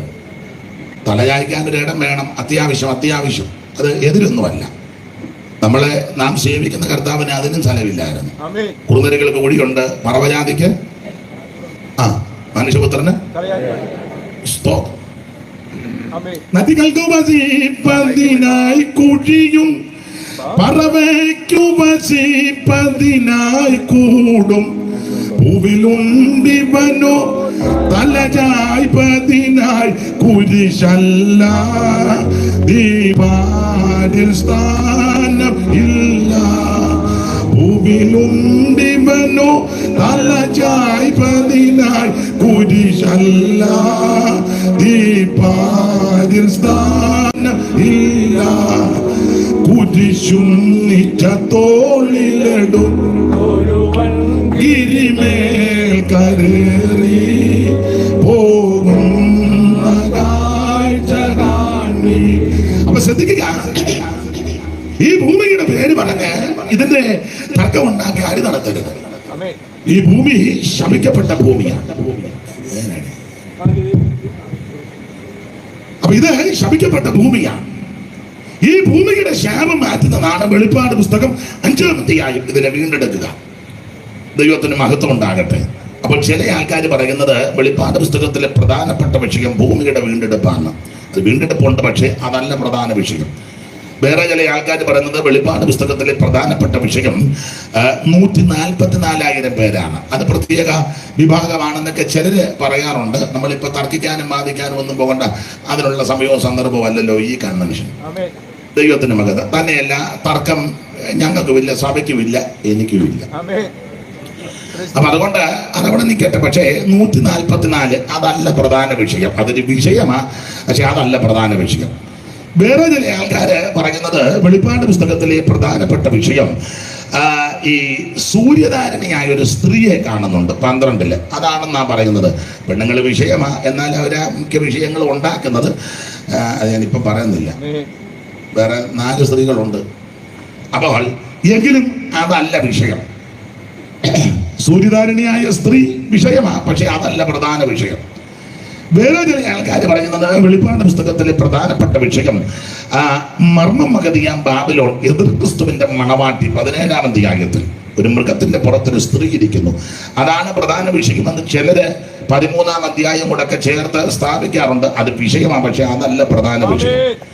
വേറെ ചില ആൾക്കാര് പറയുന്നത് വെളിപ്പാട് പുസ്തകത്തിലെ പ്രധാനപ്പെട്ട വിഷയം കുഞ്ഞാടിന്റെ കല്യാണമാണ്. കല്യാണം അതൊരു വിഷയമാണ്, പക്ഷെ അതല്ല പ്രധാന വിഷയം. എന്നാൽ നമ്മുടെ ഇടയിൽ ചിലർക്ക് അത് മാത്രമാണ് പ്രധാന വിഷയം. സഭായത്തിന് വന്നില്ലെങ്കിൽ കല്യാണത്തിന് എനിക്കറിയാം എന്താ സഭായത്തിന് മുട്ടിനൊരു പിടുത്തവും എന്നാന്നറിയാൻ മേല, ഒരപ്പൂട്ടിനൊരു വേദന, ഒരു ചൂട് നടക്കാൻ മേല. അന്നേരം ഞാൻ നോക്കിയപ്പോൾ തള്ള 3 വണ്ടി കയറി വെച്ച് ചിങ്ങാനത്ത് നിന്ന് നല്ല പെരുക്ക് പെരുക്കുന്നു. വീട്ടിൽ നിന്നൊരു വണ്ടിയെ കയറി ഒരു സ്ഥലത്തിറങ്ങിയ സ്ഥലം പറഞ്ഞാൽ അവർക്ക് പെട്ടെന്ന് അറിയാം, അവരും ലൈവിൽ കാണും. അതുകൊണ്ടാണ് വീട്ടിൽ നിന്നൊരു വണ്ടി കയറി തള്ള ഒരു സ്റ്റോപ്പിൽ ഇറങ്ങി, അവിടെ നിന്നൊരു ബസ് കയറി വേറൊരു സ്ഥലത്ത് വന്നു, അവിടെ നിന്നൊരു വണ്ടിയെ കയറി കല്യാണത്തിന് ചിങ്ങവനത്ത് വന്നു. അപ്പൊ ഞാനും ആ കല്യാണത്തിന് കൂടിയ ആളാണ്. തലയാഴ്ച തള്ള ലോകത്തിന് വന്ന തള്ളയല്ല. അപ്പൊ ഞാൻ മോനോട് ചോദിച്ചു, എന്തിയാ അമ്മച്ചി തീരെ വയ്യ. അപ്പം യാത്ര പോയപ്പോൾ ഞാൻ കയറി കാണുകയും ചെയ്തതാ. അന്നേരം പറഞ്ഞു മുട്ടാനല്ല. ഞാൻ ചോദിച്ചു എന്തുവാ വെള്ളം കെട്ടി കിടക്കുക എന്നാ ഡോക്ടർ? എന്ന് പറഞ്ഞാൽ ഇടുക്കി ഡാമല്ലേ, വെള്ളം കെട്ടി കിടക്കുകയാണ്. ഞാൻ എന്നെ പ്രാർത്ഥിച്ചാ പോകുന്നത്. പിറ്റേ ദിവസം കല്യാണത്തിന് വരുമ്പോൾ തള്ള നല്ല പിടിപിടിക്കുന്നിരുന്നു. ഞാൻ പിന്നെ ചെന്ന് ചോദിച്ചു, വെള്ളമെല്ലാം പോയോ എന്ന് ചോദിച്ചു. ആരാധനയൊന്നും വിഷയമല്ല. ദൈവത്തിന് മഹത്വം. അപ്പൊ ചിലക്ക് കല്യാണമാ വിഷയം. കല്യാണം നമ്മുടെ ആൾക്കാരെ കണ്ടില്ലേ, സഭായകം 12:30 അല്ലെ 1 മുന്നോട്ട് പോയാൽ മൂക്കരിക്കുന്ന കണ്ണട എടുത്ത് മടക്കും. അപ്പൊ ഭാഷക്ക് മനസ്സിലാകും ജോർജ് കുട്ടി പോകാനുള്ള തയ്യാറെടുപ്പാണ്. പണ്ട് ജോർജ് കുട്ടി പെമ്പള ബാഗ് എടുത്ത് ബൈബിൾ എടുത്ത് ബാഗ് വെച്ച് സിപ്പിട്ട് ജോർജ് കുട്ടി ഒരു മാലക്കണ്ണിട്ടൊരു നോട്ടം. ജോർജ് കുട്ടിയുടെ കണ്ണ് കാണുന്നു. അത് വീട്ടിൽ നിന്ന് ഇണക്കിയായി ഇറങ്ങുന്നത് ഇല്ലേ, ബൈബിളിന്റെ സിപ്പിട്ട് കാണിക്കും. സമയം ഒട്ടും. അതുകൊണ്ട് പാസ്റ്റർമാരും ഒക്കെ വളരെ അത് നല്ലതാ സമയം പാലിക്കുന്നത്. പക്ഷെ കല്യാണത്തിന് കണ്ണേ സഭായത്തിന് മിക്കവരും നേരത്തെ വരത്തില്ല. പക്ഷെ കല്യാണത്തിന് നേരത്തെ ഇല്ലും. 10-നാന്നിൽ ഇപ്പോഴത്തെ കല്യാണം ആയതുകൊണ്ട് 10-നുള്ള 9-ന് രണ്ടുപേരും വയ്യ എന്നല്ല പോക്കൊക്കെ കാണും. എന്നിട്ട് അവിടെ ജ്യൂസുകളെല്ലാം ഉണ്ട്, എല്ലാത്തിനും കുടിക്കും. 2-നും ഷുഗറുമാണ്. അച്ഛാ അത് എന്നതാ നിനക്ക് വേണോ എടുത്ത് നല്ല അന്ന് കാടി കുടിക്കുമ്പോൾ നിന്ന് കുടിക്കുക. പിന്നെ ഒത്തിരി സാധനം മറത്തുമൊക്കെ വെച്ച് കൊണ്ടുണ്ട്. ഈ ചെറിയ സമൂസ, പിന്നെന്തുവാ വട, അതെല്ലാം നിന്നങ്ങ് പെരുക്കുക. ഇതെല്ലാം കഴിഞ്ഞാൽ ചാകത്തോട്ട് കയറുന്നേ. അത് കഴിഞ്ഞോ ഒന്നും ഞാൻ പറയുന്നില്ല. കഴിക്കുന്നതിന് ഞാനെതിരല്ല, അതിനാണല്ലോ അവരിതെല്ലാം ക്രമീകരിച്ച് വെച്ചത്. പക്ഷെ അതിനൊത്തിരി സമയം എടുക്കും. അതിനാർക്കും പ്രശ്നവും സഭായക ആരാധന വളരെ ശുശ്രൂഷ ഒരല്പം നീണ്ടു പോയാൽ മുൻപോട്ട് പോയാൽ മുരടും. മിക്കടത്തും ഇതൊക്കെ തന്നെ. ചില രാജ്യങ്ങളിലൊക്കെ ചെല്ലുമ്പോൾ അവരും പറയും കൃത്യം ടൈം നിർത്തണം. ഞാൻ കഴിവിന്റെ പരമാവധി കൃത്യ ടൈമിൽ നിർത്തും. പക്ഷെ ഇത് കഴിഞ്ഞ് ഫുഡിനിരുന്നേ ഒയ്യോ എത്ര നേരം എടുത്ത് നല്ല ഈ എന്തുവാ തന്നെ പോയി എടുക്കുന്നതിന് ഏതാണ്ട് ഇംഗ്ലീഷ് പറയുമല്ലോ, എന്തുവാ ഞാൻ പറഞ്ഞ ഓക്കുകയല്ല. ഒരുത്തനെ ഞാൻ നോക്കുന്നവന് 7 പ്രാവശ്യത്തോളം പോയി. വേറൊരാൾക്ക് 3 പ്രാവശ്യം പോയി എടുത്തു. പിന്നെ പോകുന്ന നാണക്കേട്, അതുകൊണ്ട് വേറൊരുത്തനെ പറഞ്ഞു വിടുക. കാരണം ഫ്രീ ആയിട്ട് കിട്ടുകയല്ലേ. കഴിച്ചോ, ഞാൻ എതിരല്ല. പക്ഷേ അതിലൊക്കെ ഉപരി ആരാധനയ്ക്കാണ് പ്രഥമ സ്ഥാനം, പ്രാർത്ഥനയ്ക്കും ആരാധനയ്ക്കുമാണ് പ്രഥമ സ്ഥാനം. ഭൗതിക ഭക്ഷണം വേണ്ടെന്നല്ല, വേണം. അതിലൊക്കെ ഉപരി ആത്മീക ഭോജനമാണ്. അപ്പൊ ചില ആൾക്കാർ പറയുന്നത് വെളിപ്പാട് പുസ്തകത്തിലെ പ്രധാനപ്പെട്ട വിഷയം ഈ വിവാഹമാണെന്ന. അത് വിഷയമാണ്, പക്ഷേ അതല്ല പ്രധാന വിഷയം. വേറെ ചില ആൾക്കാർ പറയുന്നത് വെളിപ്പാട് പുസ്തകത്തിലെ പ്രധാനപ്പെട്ട വിഷയം പുതിയ യെരൂശലേം ഭർത്താവിനായിട്ട് അലങ്കരിച്ച മണവാട്ടിയെ പോലെ സ്വർഗത്തിൽ നിന്ന് ഇറങ്ങി വരുന്നു. അത് വിഷയമാണ്, പക്ഷേ അതല്ല വെളിപ്പാടിലെ പ്രധാന വിഷയം. വേറെ ചില ആൾക്കാർ പറയുന്നത് നിത്യത. അത് വലിയ വിഷയമാണ്, പക്ഷേ പ്രധാനപ്പെട്ട വിഷയം എൻ്റെ ഭാഷയാണ്. വെളിപ്പാട് പുസ്തകത്തിലെ പ്രധാനപ്പെട്ട വിഷയം ഇതൊന്നുമല്ല. എൻ്റെ പ്രിയരെ, നിങ്ങൾ ഇഷ്ടമുണ്ട് യോജിച്ചാൽ മതി. വെളിപ്പാട് പുസ്തകത്തിലെ പ്രധാനപ്പെട്ട വിഷയം യേശു ക്രിസ്തുവാണ്. അല്ലെ, വെളിപ്പാട് പുസ്തകത്തിലെ മാത്രമല്ലല്ലോ, അവൻ ഏറ്റവും പ്രധാനപ്പെട്ട വിഷയം യേശു ക്രിസ്തുവാണ്. അവൻ ലോകപാപം ചുമക്കുന്ന ദൈവകുഞ്ഞാണ്. മനുഷ്യവർഗത്തിന്റെ പാപം പരിഹരിക്കുന്ന നസറയനാകുന്ന യേശു ക്രിസ്തു, നമ്മെ വീണ്ടെടുത്ത ക്രിസ്തു യേശു, നമ്മെ രക്ഷിച്ച യേശു, നമുക്ക് വേണ്ടി ജീവനെ തന്ന യേശു. അതാ വെളിപ്പാട് പുസ്തകത്തിലെ പ്രധാനപ്പെട്ട വിഷയം. ആ പ്രധാന വിഷയമാ 1-ാം അധ്യായത്തിൽ വെളിപ്പെടുത്തിയിരിക്കുന്നത്. യേശു ക്രിസ്തുവിന്റെ പ്രത്യക്ഷത. ആരാ യേശു ക്രിസ്തു? സേവിക്കുന്ന അവൻ യേശു, എന്നെ നിങ്ങളെ രക്ഷിച്ച യേശു. ആരെന്ന് ചോദിച്ചാൽ അവിടെ 3 കാര്യമാ. 5-ാം വാക്യത്തിൽ 1, അവിടുന്ന് വിശ്വസ്ത സാക്ഷിയാ. ഇവിടെ ആരും വിശ്വസ്ത സാക്ഷികളല്ല. ഇത് കാണിച്ചാൽ മതി, അന്നേരം തിരിയും.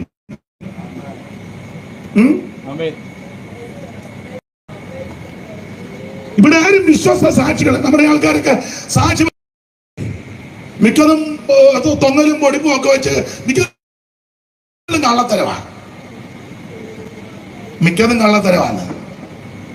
യോ പേരും സ്ഥലവും ഒന്നും പറയുന്നില്ല. ഒരു യോഗത്തിന് ഞാനുമുണ്ട്. അപ്പോൾ വേറൊരാളെ, ഒത്തിരി പാസ്റ്റേഴ്സ് ഉണ്ട്. അപ്പൊ അതിലൊരാള് പ്രസംഗിക്കാൻ എടുത്തതിന് പറഞ്ഞു, വിശ്വാസത്തെ പറ്റി പുള്ളി പ്രസംഗിച്ചു. നല്ല പ്രസംഗമാണ്. ഞാനും സ്തോത്രം പറഞ്ഞു, എല്ലാവരും സ്തോത്രം പറഞ്ഞപ്പോൾ പുള്ളി ആൾക്കാർ ഇളകുന്ന കണ്ടപ്പോൾ പുള്ളി പിന്നെ ഇളകി. അങ്ങനെയാണല്ലോ നമ്മുടെ ഇളക്കമല്ല. ഇപ്പൊ നിങ്ങൾ ഇളകുമ്പോൾ ഞാനും ഇളകും. അതിന്റെ രീതിയാണ്. നിങ്ങളിങ്ങനെ ഇരിക്കുന്നതുകൊണ്ട് ഞാനും ഇപ്പൊ ഇങ്ങനെ ഇരിക്കുന്നത്. അപ്പൊ എല്ലാവരും ഇളകിയപ്പോ പുള്ളി ഇളകി ഉടനെ പുള്ളി വിശ്വാസം പറഞ്ഞു. ഞാൻ ചുരുങ്ങിയ ആൾക്കാരുമായിട്ട് ആ വേല ആരംഭിച്ചത്. ഇപ്പോൾ വിശ്വാസത്താൽ വേല ചെയ്തു 1000 പേരുണ്ട് എന്റെ സഭയിൽ. സംശയം ഉണ്ടെങ്കിൽ അനീഷ് കാവാലം പാസ്റ്റോട് ചോദിക്കാൻ. ഞാനും വെട്ടിനകത്തായി. ഞാൻ അവന്റെ സഭയിൽ പല ആവർത്തി പോയി. 350 അല്ലെങ്കിൽ അതിനപ്പുറം 400 ഇല്ല. എന്നാലും കിട്ടിയ അവസരത്തിൽ 1000 പേരുണ്ട്. സംശയമുണ്ട് എന്നോട് ചോദിക്കാൻ. ഞാൻ അവിടെ നിന്ന് പ്രാർത്ഥിച്ച്, കർത്താവെ ആരും എന്നോട് ചോദിക്കരുത്. ചോദിച്ചാൽ പറയേണ്ടി വരും.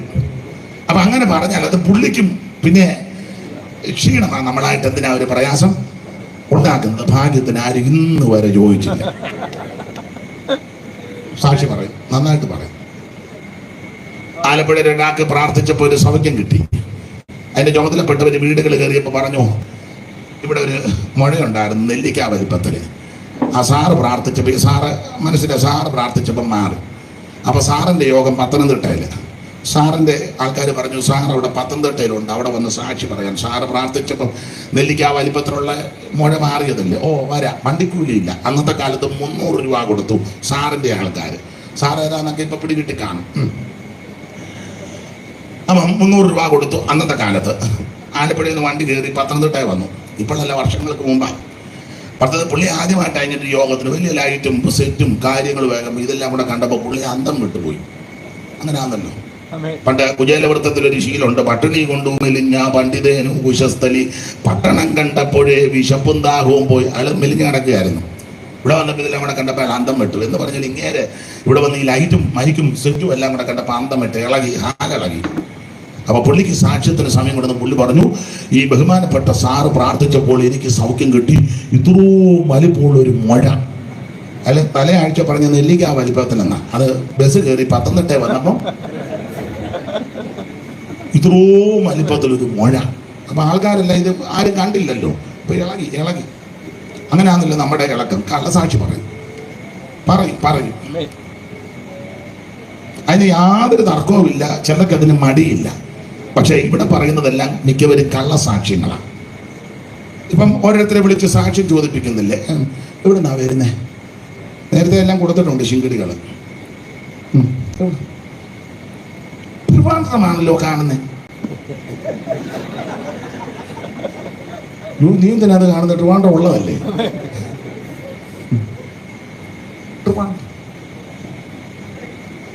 ട്രിവാൻഡ്രത്തിൽ നിന്നാണോ? പിന്നെ ഞങ്ങളുടെ സഭയിലെ ബേവിച്ചൻ പാസ്റ്റർ ദൈവവചനം ശുശ്രൂഷിച്ചപ്പോൾ അദ്ദേഹം പറഞ്ഞു, ദൈവത്തിൻ്റെ പ്രവചനം, ദൈവം പ്രവചനം പറഞ്ഞാൽ കൃത്യമാണ്, ദൈവാത്മാവ്. അത് അദ്ദേഹം ഒരു ഉദാഹരണം പറഞ്ഞു. ചില ഇന്നത്തെ പ്രവാചകന്മാരുണ്ട്, പ്രാർത്ഥിച്ചിട്ട് പറയുക, നിങ്ങളുടെ വീടിൻ്റെ സൈഡിൽ ഒരു പുളി ഉണ്ടോ?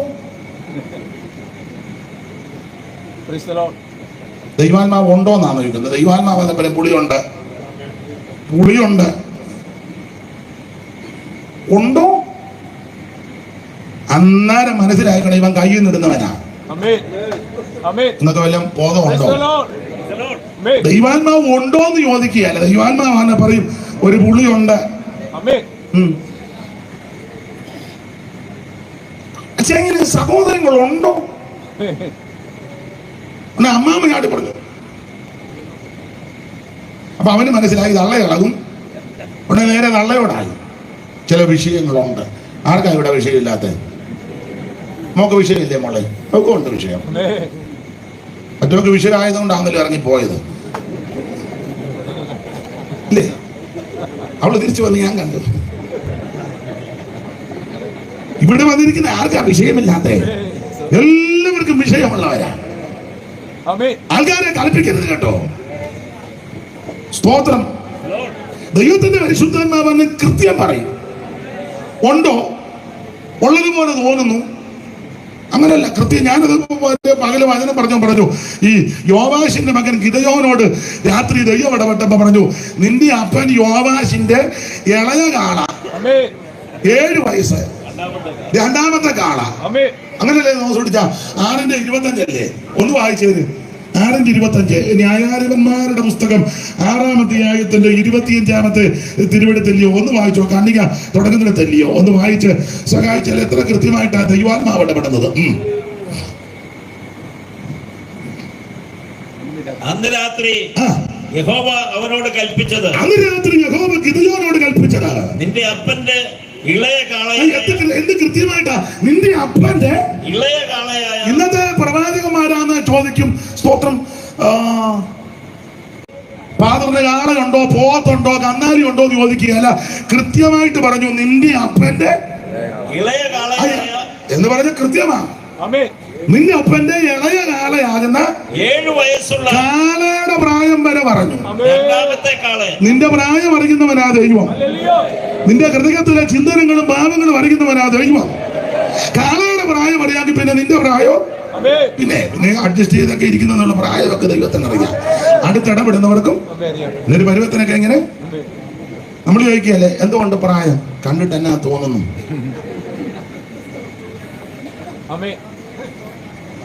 സകല എണ്ണത്തിന്റെയും പ്രായം അറിയാം. കാളയുടെ പ്രായം വരെ കൃത്യം പറഞ്ഞു. 7 വയസ്സുള്ള. ഒന്നുകൂടെ വായിച്ചോ തോമസൂട്ടിച്ചാ. നിന്റെ അപ്പന്റെ ഇളയ കാള. കാള മൂത്ത കാല ഇളയ കാലെന്നൊക്കെ ദൈവത്തിനറിയാം. മൂത്ത കാളയാരാ, ഇളയ കാളയാരാ? ഇളയ കാള. പിന്നെ 7 വയസ്സ്. കാളയുടെ പ്രായം 7 വയസ്സ്. രണ്ടാമത്തെ കാള. അത് രണ്ടാമത്തെ കാള. എത്ര കൃത്യമായിട്ടാ പറഞ്ഞേ. ദൈവത്തിന്റെ പരിശുദ്ധാത്മാവ് ഇങ്ങനെ ഇടപെടണേ. അല്ലാതെ കാളയുണ്ടോ, കാളയ്ക്ക് പ്രായം ഉള്ള കാളയാ, ഇതൊന്നും അല്ല. കൃത്യമാണ്. അവിടത്തേക്കൊന്നും മറവല്ല, അവിടത്തേക്കൊന്നും മറഞ്ഞിരിക്കും. അതുകൊണ്ട് ദൈവമക്കൾ വളരെ ശ്രദ്ധിച്ചോണം കേട്ടോ. സ്തോത്രം, സ്തോത്രം, സ്തോത്രം. കുടുംബകലഹം ഉണ്ടാക്കുവാൻ, ചിന്തിരിപ്പുണ്ടാക്കുവാൻ, അയലത്തുകാരുമായിട്ട് പ്രശ്നമുണ്ടാക്കുവാൻ, സഹോദരങ്ങളെ തമ്മിൽ ഭിന്നിപ്പിക്കുവാൻ, ഒരു സഭയിലുള്ളവരെ തമ്മിൽ കൂട്ടം തല്ലുണ്ടാക്കുവാൻ, ഇങ്ങനെയുള്ള കള്ളപ്രവചനവുമായിട്ട് ഒത്തിരി ബിരുദന്മാരും ബിരുദ മതികളും ഒക്കെ ഇറങ്ങിയിട്ടുണ്ട്. വളരെ സൂക്ഷിക്കണം. എല്ലാത്തിനും ഒന്നും വിളിച്ച് കയറ്റരുത്, എല്ലാത്തിനും പായിട്ട് കൊടുക്കരുത്. ഇടപെടണം എന്ന് പറഞ്ഞ് ഇരുന്ന് കറണ്ട് അടിക്കുന്ന പോലെ ഇരിക്കരുത്. വളരെ സൂക്ഷിക്കണം. നിന്റെ കാശടിച്ചു മാറ്റാൻ വരുന്നത് അത് വളരെ ശ്രദ്ധിക്കണം. ദൈവത്തിന്റെ പരിശുദ്ധാത്മാവ് ഭിന്നിപ്പിക്കുന്നതല്ല, യോജിപ്പിക്കുന്നതാണ്. ഇത് കലക്കത്തിന്റെ ആത്മാവല്ല, ഇത് നിരപ്പിക്കുന്ന ആത്മാവാ. ഇത് സ്പർദ്ധ വർദ്ധിപ്പിക്കുന്ന ആത്മാവല്ല, ഇത് സ്നേഹത്തിന്റെ ആത്മാവാ. അതുകൊണ്ട് ഇന്ന് രാത്രി വളരെ സ്പഷ്ടമായിട്ടും വ്യക്തമായിട്ടും വേണം മനസ്സിലാക്കാൻ.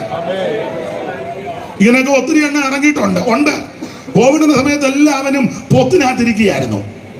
ഈ രോഗശാന്തി വരപ്രാപ്തന്മാരാരെയും കാണുന്നില്ല. കോവിഡിന്റെ സമയത്ത് എന്നൊക്കെ പറഞ്ഞ് ഇപ്പൊ പടഞ്ഞു വെട്ടി. കോവിഡിന്റെ സമയത്ത് അവനുമില്ല, ഇവന്റെ വെമ്പളയില്ല. ഇപ്പൊ ബ്രദറെ ശുശ്രൂഷിക്കുന്നു സിസ്റ്റർ. കോവിഡിന്റെ സമയത്ത് വെതറുമില്ലായിരുന്നു, വെതറുമില്ല, കാറ്റുമില്ല, കോളുമില്ല, എല്ലാവരും ഷട്ടി. ഇപ്പൊ എല്ലാം ഇറങ്ങിയിട്ടുണ്ട്. മിണ്ടുന്നില്ല. എന്നാ മിണ്ടാന്? വളരെ സൂക്ഷിച്ചു വേണം. ആത്മാവ് ദൈവത്തിന്റെ ആണോ എന്ന് നന്നായിട്ട് ശോധന ചെയ്തോണം. എല്ലാത്തിനും കയറി ഏക്കരുത്. ആട്ടെ, നമ്മുടെ വിഷയത്തിലേക്ക് വരാം. ദൈവത്തിന് മഹത്വം ഉണ്ടാകട്ടെ. ദൈവം പറയുന്നതെല്ലാം വളരെ വ്യക്തമായിട്ടാണ്. ഞാനും നിങ്ങളും ആരാധിക്കുന്ന യേശു ക്രിസ്തു വിശ്വസ്ത സാക്ഷിയാ. ഇവിടെ എല്ലാവരും കള്ളസാക്ഷി പറയും. കണ്ട കാര്യം പറയാനായിരുന്ന കാശ് കൊടുക്കുമ്പോൾ നേരെ തിരിച്ചു പറയും കണ്ടില്ലെന്ന് പറയും. സ്വന്തം സഹോദരങ്ങൾക്ക് അവരെ ചതിക്കാൻ കള്ളസാക്ഷി പറയും. കൂട്ടു സഹോദരങ്ങളെ അവന് എന്തായാലും കിട്ടപ്പോന് വേണ്ടി കള്ളസാക്ഷി പറയും. പക്ഷെ എന്നെ കേൾക്കുന്ന പ്രിയരെ, നിന്നെ വീണ്ടെടുത്ത യേശു ക്രിസ്തു വിശ്വസ്ത സാക്ഷിയാണ്. അവിടുന്ന് നിന്നെ ഉപേക്ഷിക്കത്തില്ല, തള്ളിക്കളയത്തില്ല, അനാഥനായിട്ടും അനാഥയായിട്ടും ഇടത്തില്ല. യേശു വിശ്വസ്ത സാക്ഷി. മരിച്ചവരിൽ നിന്ന് ആദ്യം ജനിച്ചവൻ, ഭൂവിരാജാക്കന്മാരെ ഭരിച്ചു വാഴും ഏകനായകൻ.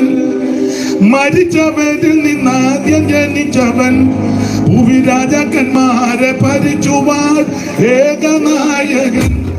നമ്മെ സ്നേഹിച്ചവൻ തിരുചോരയ കഴുകി നമ്മയെല്ലാം ശുദ്ധീകരിച്ച വിശ്വസ്ത സാക്ഷിയെ സ്തുതിപ്പിനേശുദേവനെ. ഹല്ലേലൂയ പാടി സ്തുതിപ്പിനേശുദേവനെ. ഇന്ന് രാത്രി യേശു ക്രിസ്തു അവൻ വിശ്വസ്ത സാക്ഷിയാണ്. അപ്പോൾ കർത്താവ് ആരാണെന്ന 5-ാം വാക്യത്തിൽ അവിടെ 3 കാര്യം, 6-ാം വാക്യത്തിലും 3 കാര്യം. അതുകൂടെ അങ്ങ് വായിച്ചോ. 5ഉം 6ഉം വാക്യം ഒന്നുകൂടെ അങ്ങ് വായിച്ചോ. വിശ്വസ്ത സാക്ഷിയും മരിച്ചവരിൽ ആദിജാതനും ഭൂരാജാക്കന്മാർക്ക് അധിപതിയും യേശുക്രിസ്തുവിൽ നിന്നും നിങ്ങൾക്ക് കൃപയും സമാധാനവും ഉണ്ടാകട്ടെ. 6-ാം വാക്യം. അടുത്തത് നമ്മെ സ്നേഹിക്കുന്നവൻ. ഇന്ന് രാത്രി യേശു നിന്നെ സ്നേഹിക്കുന്നു, യേശു നിന്നെ ഇഷ്ടപ്പെടുന്നു, യേശുവിന് നിന്നെ കൊണ്ട് ആവശ്യമുണ്ട്. എന്നെ ആരും സ്നേഹിക്കുന്നില്ല, ഞാൻ എല്ലാവരും വെറുക്കപ്പെട്ട് ജീവിക്കുക. എന്തിനാ ജീവിക്കുന്നത്? ജീവിതം കൊടുക്ക, അവസാനിപ്പിക്ക. ഇനി ആത്മഹത്യ മാർഗമുള്ള അല്ല. എന്റെ പ്രിയ സുഹൃത്തെ, സ്നേഹിത, ആമേ, മാതാവേ, പിതാവേ, നിന്നെ സ്നേഹിക്കുന്ന ഒരു യേശുവുണ്ട്, നിന്നെ ഇഷ്ടപ്പെടുന്ന ഒരു യേശുവുണ്ട്, നിന്നെ രക്ഷിക്കുന്ന ഒരു യേശുവുണ്ട്, നിന്നെ അവൻ ആദരിക്കുന്ന ഒരു യേശുവുണ്ട്. ഇന്ന് രാത്രി അവിടുന്ന് നമ്മെ സ്നേഹിക്കുന്ന ദൈവമാണ്. ദൈവം സ്നേഹം തന്നെയാണല്ലോ. പക്ഷേ ക്രിസ്ത്യാനികളോടും ബെന്തിക്കോസുകാരോടും പറയാം, വചനത്തിലുള്ള കാര്യം തന്നെ. ഈ കാണുന്ന സഹോദരനെ സ്നേഹിക്കാത്ത നീ എങ്ങനെ കാണാത്ത ദൈവത്തെ സ്നേഹിക്കും? ഒരു സഭയിലാ കൂടുന്നത്, തമ്മിൽ മിണ്ടത്തുമില്ല, കൈ കൊടുക്കത്തുമില്ല. രണ്ടുപേരിൽ നിന്ന് പാടുക സ്നേഹത്തിനാഴവും. എന്തിനാടാ ചുമ്മാ നാട്ടുകാരെ കൊണ്ട് പറയിപ്പിക്കാൻ? ഉപദേശിയായിട്ട് കൊമ്പ ചില സഭയിൽ, പാസുമായിട്ട് കൊമ്പ. എന്നിട്ട് ഞായറാഴ്ച 10 മണിയാകുമ്പോൾ അവൻ്റെ ഒരു നമ്പറുമായിട്ട് അവിടെ ഇരിക്കുക, ഉപദേശി ഇവിടെ ഇരിക്കുക. അവൻ അവിടെ ഇരുന്നിട്ട് ഉപദേശിയോടാ, എണ്ണയുണ്ടോ നിൻ വിളക്കിൽ? പാസ്വേഡാ ഞായറാഴ്ച 10:30. എണ്ണയുണ്ടോ നിൻ വിളക്കിൽ? ചിലടത്ത് ഉപദേശിമാരും വില്ലന്മാരാ. പിന്നെ ഉടനെ അവര് ഇവിടുന്ന് അങ്ങോട്ട് രാജനേശു വന്നിടും. മതി ഒരുങ്ങിയാ മതിയായിരുന്നു. ഇത് അങ്ങോട്ടും ഇങ്ങോട്ടും വാട് കെട്ടാനും കൊമ്പ് കോർക്കാനും വൈരാഗ്യത്തിനുള്ള ഇടമല്ലെന്നാണ്. എടാ, സഭായുഗം എന്തിനാന്ന് ചോദിച്ചാൽ കമ്മിറ്റി കൂടാനോ, ബഹളം ഉണ്ടാക്കാനോ, അടിപിടി ഉണ്ടാക്കാനോ, വാക്കേറ്റം ഉണ്ടാക്കാനോ, അങ്ങോട്ടും ഇങ്ങോട്ടും നടക്കാനുള്ള സ്ഥലമല്ല സഭായുഗം. എടാ വിവരദോഷി, ഒരു കാര്യം പറയാ, സഭായുഗം എന്തിനാന്ന് ചോദിച്ചാൽ ഒരാഴ്ച മുഴുവൻ ദൈവം നിന്നെ സൂക്ഷിച്ചു. എന്റെ ഭാഷ പറയാം, നിന്നെ മാത്രമാണോ, നിന്റെ വെമ്പിളയും ആന കൊച്ചുങ്ങളെയൊക്കെ ദൈവം സൂക്ഷിച്ചു. വാഹനത്തിൽ യാത്ര ചെയ്തു, വഴി നടന്നു പോയി, ഏതെല്ലാം മേഖലകളിൽ പോയി ഭദ്രമായി ദൈവം തന്നെ സൂക്ഷിച്ചതാ. ആ ദൈവത്തിന് ഒന്നിച്ചു വന്ന് നന്ദിയും മഹത്വവും സ്തോത്രവും അർപ്പിക്കാനുള്ള സമയമാണ് സഭായോഗം.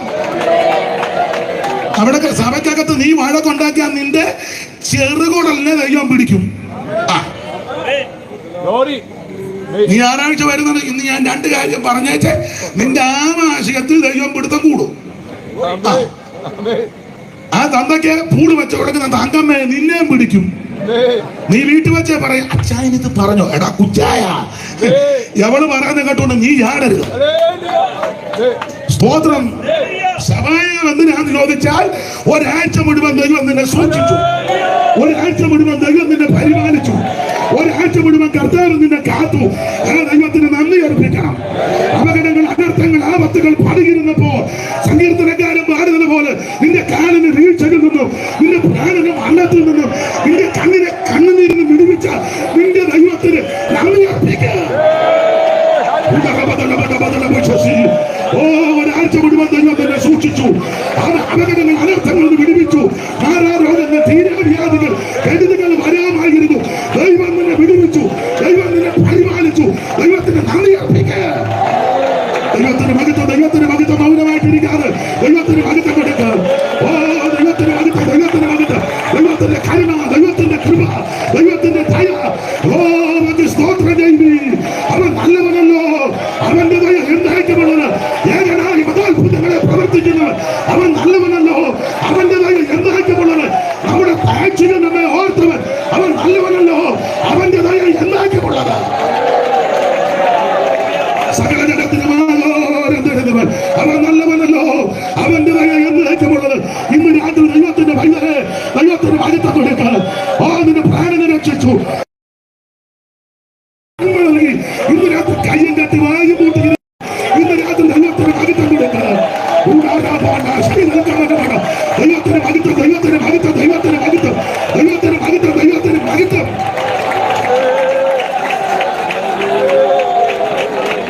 അജയിൽ എനിക്കവൻ തണലേകി, താങ്ങി എന്നെ വീഴ്ചയിൽ മതി.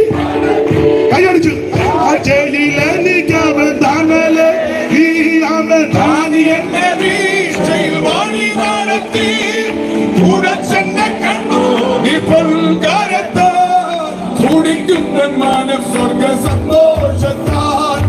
ഉടച്ചെന്നെ കണ്ടു നീ പൊൻകാരത്താൽ, തുടിക്കുന്ന മനസ്വർഗ സന്തോഷത്താൽ. അവൻ ജീവന്റെ ഉറവിടം ക്രിസ്തുവത്രേ.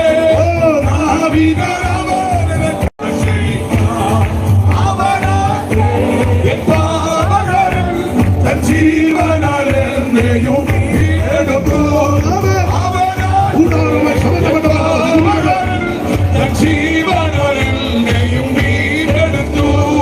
കരകനതാരിയിൽ മലയോരേ കരുണയ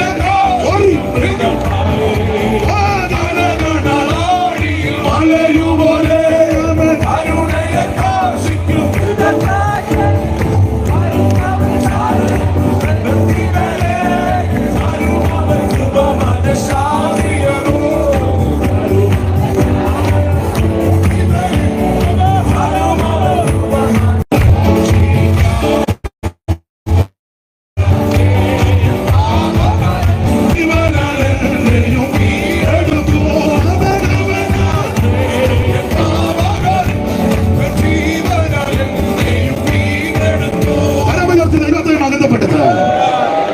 എന്നെ കേൾക്കുന്ന പ്രിയരെ, യേശു നിന്നെ സ്നേഹിക്കുന്നു. യേശു നിന്നെ ദൈവ സ്നേഹമാകട്ടോ. കാണുന്ന സഹോദരനെ സ്നേഹിക്കാത്ത നീ എങ്ങനെ കാണാത്ത ദൈവത്തെ സ്നേഹിക്കും? ഒരമ്മയുടെ വയറ്റിൽ നിന്ന് ഇറങ്ങിയതാ, തമ്മിൽ തമ്മിൽ മിണ്ടത്തുമില്ല, സ്നേഹിക്കത്തുമില്ല, പിന്നെ എങ്ങനെ ദൈവത്തെ സ്നേഹിക്കുന്നത്? ഒരു സഭയിലായിരുന്നു ആരാധിക്കുന്നത്. ചില വീട്ടിൽ പ്രാർത്ഥന വെച്ചാൽ പോകുകയല്ല. നീ ദൈവത്തെ കളിപ്പിക്കാൻ ഇറങ്ങിയതാ. നിന്നെ പോലെ ഒരു എന്തുവാ ഞാൻ പറയുന്നത്? പറയുന്നില്ല, പറഞ്ഞാ പിന്നെ ഇച്ചിരി അച്ഛൻ പറഞ്ഞു പറയാതിരിക്കുന്ന നല്ലത്. വേഷം കിട്ടരുത്. സ്തോത്രം. ഈ ദൈവസ്നേഹത്തിന്റെ ഒരു പ്രത്യേകത, ഒരു ദൈവദാസൻ പറഞ്ഞത് ഞാൻ കടമെടുക്കുക എന്റേതല്ല. അപ്പൊ അദ്ദേഹം ഒരിക്കൽ പ്രസംഗിച്ചപ്പോൾ ഞാൻ കേട്ടതാണ്, ഈ ശരിയായ ദൈവസ്നേഹം ആരുടെ ഉള്ളിലില്ലെന്ന്. ആരുടെ ഇല്ലെന്ന് തീർത്ത് പറയുന്നില്ല, 99% ആൾക്കാരുടെ ഉള്ളിൽ ഇല്ല.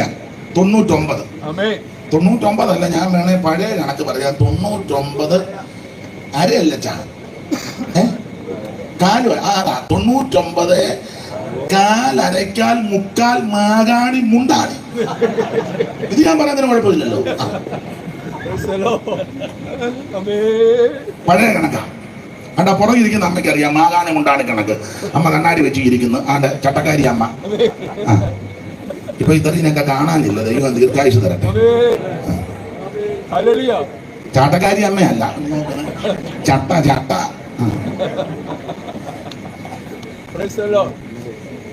അപ്പോ 99% ആൾക്കാർക്ക് ദൈവസ്നേഹമില്ല, പരമാർത്ഥമാണ്. പിന്നെ അദ്ദേഹം പറഞ്ഞതാ ദൈവസ്നേഹമില്ല, പിന്നെ സ്നേഹം പോലെ ഒരു സാധനം എല്ലാവരുടെയും കയ്യിൽ ഉണ്ട്. നമ്മുടെയൊക്കെ കയ്യിലാണ് ഇരിക്കുന്നത്. സ്നേഹമല്ല, പിന്നെ സ്നേഹം പോലെ ഒരു സാധനം. അപ്പം അദ്ദേഹം അതിന് കൊടുത്ത പേരാണ് ഇഷ്ടം. എന്ന് പറഞ്ഞാൽ അതിന്റെ പ്രത്യേകത, എന്നോട് ഇഷ്ടമാണെങ്കിൽ എനിക്കും ഇഷ്ടം, നിങ്ങളോട് ഇഷ്ടമാണെങ്കിൽ നിങ്ങൾക്കും. പക്ഷേ ദൈവസ്നേഹമില്ല. സ്നേഹം പോലൊരു സാധനം അതാ എല്ലാവരുടെയും കയ്യിലിരിക്കും. നിങ്ങളുടെ എല്ലാം കയ്യിൽ അതാ ഇഷ്ടം, അതാ എല്ലാവരുടെയും കയ്യിൽ ഇരിപ്പ് കാണുമ്പോൾ അറിയാം. എന്നാൽ ദൈവസ്നേഹത്തിന്റെ പ്രത്യേകത ഇങ്ങനെ, എന്നെ ഇഷ്ടപ്പെട്ടില്ലെങ്കിൽ ഞാൻ ഇഷ്ടപ്പെടും, എന്നെ സ്നേഹിച്ചില്ലെങ്കിൽ ഞാൻ സ്നേഹിക്കും. അതാ ദൈവസ്നേഹം. അല്ല, തെളിവ് ഒരു കാലത്ത് എനിക്ക് നിങ്ങൾക്ക് ഈ മാർഗം ഇഷ്ടമല്ലായിരുന്നല്ലോ. സുവിശേഷം പറയാൻ വന്നപ്പം, ലഘുലേഖ തരാൻ വന്നപ്പം, യേശുവിനെ പറ്റി പറയാൻ വന്നപ്പം നമ്മൾ തട്ടിക്കളഞ്ഞ ചോടിയതാണ്. എന്റെ ഭാഷ പറഞ്ഞ പുറങ്കാലിനടിച്ചേച്ച് നമ്മുടെ വഴിക്ക് നമ്മൾ ഓടിപ്പോയതാ. സുവിശേഷം കേൾക്കാൻ നേരത്ത്, പറയാൻ നേരത്ത് വന്ന സമയത്ത് ലഘുലേഖ തന്നപ്പോൾ പറഞ്ഞവനെ പള്ളും പറഞ്ഞ് പുറങ്കാലിനടിച്ചേച്ച് ഓടി. അപ്പോൾ ഓടിയവൻ അതിനെ അങ്ങ് ഓടിപ്പോകട്ടെന്ന് യേശു വിചാരിച്ചില്ല. നീ ഓടിപ്പോയ നിന്റെ പിന്നാലെ നിന്നെ തേടി വന്നു. അതാ ദൈവസ്നേഹം. നിനക്ക് ഇഷ്ടമില്ലാതിരുന്നിട്ടും, നീ താല്പര്യപ്പെടാതിരുന്നിട്ടും, നീ തിരസ്കരിച്ചപ്പോഴും വേണ്ടാന്ന് വെച്ചപ്പോഴും പോയവൻ അതിലേ അങ്ങ് പൊക്കോട്ടെന്നോർത്ത് പോയില്ല. നീ പോയ പിന്നാലെ, ഞാനും നിങ്ങളും പോയ പിന്നാലെ നമ്മളെ തേടി വന്ന ദൈവസ്നേഹം. അതാ ദൈവസ്നേഹം. ഇന്ന് പാടാൻ വയ്യ, തൊണ്ടയ്ക്ക് ബുദ്ധിമുട്ടുണ്ട്, മൈക്കും എനിക്ക് അത്ര സുഖമായിട്ട് വരുന്നില്ല. എനിക്കത് പറയാനും അറിയാൻ മേല. എൻ്റെ തൊണ്ടയ്ക്കും കുഴപ്പമുണ്ട്. എങ്കിലും ഒരു പാട്ടിന്റെ ഒരു വരിയുണ്ട്, അനുപമ സ്നേഹത്തിൻ ആഴവും ഉയരവും, അനുപമ സ്നേഹത്തിൻ ആഴവും ഉയരവും, അകലവും നീളവും അറിയുവാൻ കൊതിക്കുന്നേ, അകലവും നീളവും അറിയുവാൻ കൊതിക്കുന്നേ. ശ്രീയേശുനാഥനിൻ സ്നേഹം സ്വർഗമോടി വെടിഞ്ഞു എന്നെ തേടി തരയിൽ വന്ന ശ്രീയേശുനാഥനിൻ സ്നേഹം. അപ്പോൾ സ്വർഗമഹിമകൾ വെടിഞ്ഞ് ഈ തകരലോകത്തിലേക്ക് വന്ന സ്നേഹം. ഒരു കാര്യം കൂടെ പറഞ്ഞാൽ ഭാഗം വിടാം. ഈ ദൈവസ്നേഹം ഒരു വ്യക്തിയുടെ അകത്ത് വന്നാൽ, നിങ്ങളെല്ലാം ദൈവസ്നേഹമുള്ളവരല്ലേ? ഇല്ലേ? എന്തുവാ അച്ഛാ? എന്തുവാ? ഓ, ചൂട് കാരണം വെള്ളം കുടിച്ചേ ഒക്കുള്ളൂ. അപ്പൊ ശ്രദ്ധിക്കുക, ഈ ദൈവസ്നേഹം എല്ലാവരുടെ ഉള്ളിലുണ്ട്, അറിയാം, ഇരുമ്പ് കാണുമ്പോ അറിയാം. ഈ ദൈവസ്നേഹം അകത്തോട്ട് വന്നാൽ ഒരു പ്രത്യേകത, നമുക്ക് നിങ്ങൾക്കെല്ലാം ദൈവസ്നേഹം ഉണ്ടല്ലോ അല്ലേ? ഇല്ലേ? എന്തായാലും പറ. ഉണ്ട് ഉണ്ട് ഉണ്ട്. കൊച്ചുമാനെ ഇല്ലയോ? ഉണ്ട് ഇല്ലേ? ഉണ്ട്. എനിക്കും ഉണ്ട്. നിങ്ങൾക്കും എല്ലാം ഉണ്ട്. ഇന്ത്യ ഇവിടുത്തെ സെക്രട്ടറി പുള്ളി പോയോ? ദൈവസ്നേഹമില്ലേ? ഉണ്ട്. പ്രഷാറ് സ്നേഹമുണ്ട്. സ്നേഹം എല്ലാവർക്കും ഉണ്ട്. എനിക്കും ഉണ്ട്. ഈ ദൈവസ്നേഹം ഉണ്ടോ ഇല്ലയോ എന്ന് തെളിയിക്കാൻ പോവുക. ഈ ദൈവസ്നേഹം അകത്തോട്ട് വന്നാൽ ഒന്നാം പ്രതി ഞാനാ. ഈ ദൈവസ്നേഹം അകത്തോട്ട് വന്നാൽ ഒരു പ്രത്യേകത, വല്ലതും കൊടുക്കാൻ തോന്നും. കൊടുക്കാൻ തോന്നും. ദൈവസ്നേഹം അകത്തോട്ട് വന്നാൽ കൊടുക്കാൻ തോന്നും. പക്ഷെ നമുക്ക് പലതും എടുക്കാനാ തോന്നുന്നത്. അത് ഇരിപ്പ് കാണുമ്പോ അറിയാം. പക്ഷെ ദൈവസ്നേഹം ഒരു വ്യക്തിയുടെ അകത്ത് വന്നാൽ കൊടുക്കാൻ തോന്നും. കൊടുക്കാൻ നമുക്ക് വർഷങ്ങളായിട്ട് അകത്ത് സ്നേഹമുണ്ട്. പക്ഷെ ഈ സ്നേഹം കൂടുന്നോറും മറ്റവന്റെ ഇങ്ങോട്ട് എടുക്കാനാ. പക്ഷെ ശരിയായ ദൈവസ്നേഹം അകത്ത് കയറിയാ കൊടുക്കാൻ തോന്നും. അതിന് ഏറ്റവും വലിയ തെളിവ്, പിതാവായ ദൈവത്തിന് മനുഷ്യവർഗത്തോട് സ്നേഹം തോന്നും. സ്വർഗീയ പിതാവ് ദൈവം തമ്പുരാൻ മനുഷ്യവർഗത്തെ സ്നേഹിച്ചു. അപ്പൊ സ്നേഹിച്ചപ്പോൾ പിതാവിന്റെ ഹൃദയത്തിൽ ഞാൻ സ്നേഹിക്കുന്ന, ഞാൻ ഇഷ്ടപ്പെടുന്ന മനുഷ്യവർഗത്തിന് എന്തെങ്കിലും കൊടുക്കണം. എന്തോ കൊടുക്കും. എന്തെങ്കിലും ഒന്ന് കൊടുത്ത് ഉഴപ്പാനല്ല, ഏറ്റവും നല്ലതിനെ കൊടുക്കണം. അതിനതിന്റെ അരിമ പുത്രനാകുന്ന യേശുവിനെ കൊടുത്തു.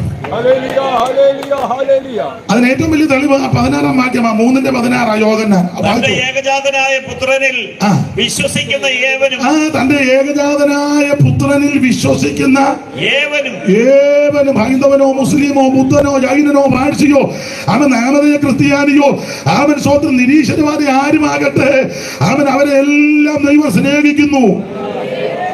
തന്റെ ഏകജാതനായ പുത്രനിൽ വിശ്വസിക്കുന്ന ഏവനും നശിച്ചു പോകാതെ നിത്യജീവൻ പ്രാപിക്കേണ്ടതിന് ദൈവം അവനെ നൽകുവാൻ തക്കവണ്ണം ലോകത്തെ സ്നേഹിച്ചു. തെളിഞ്ഞല്ലോ.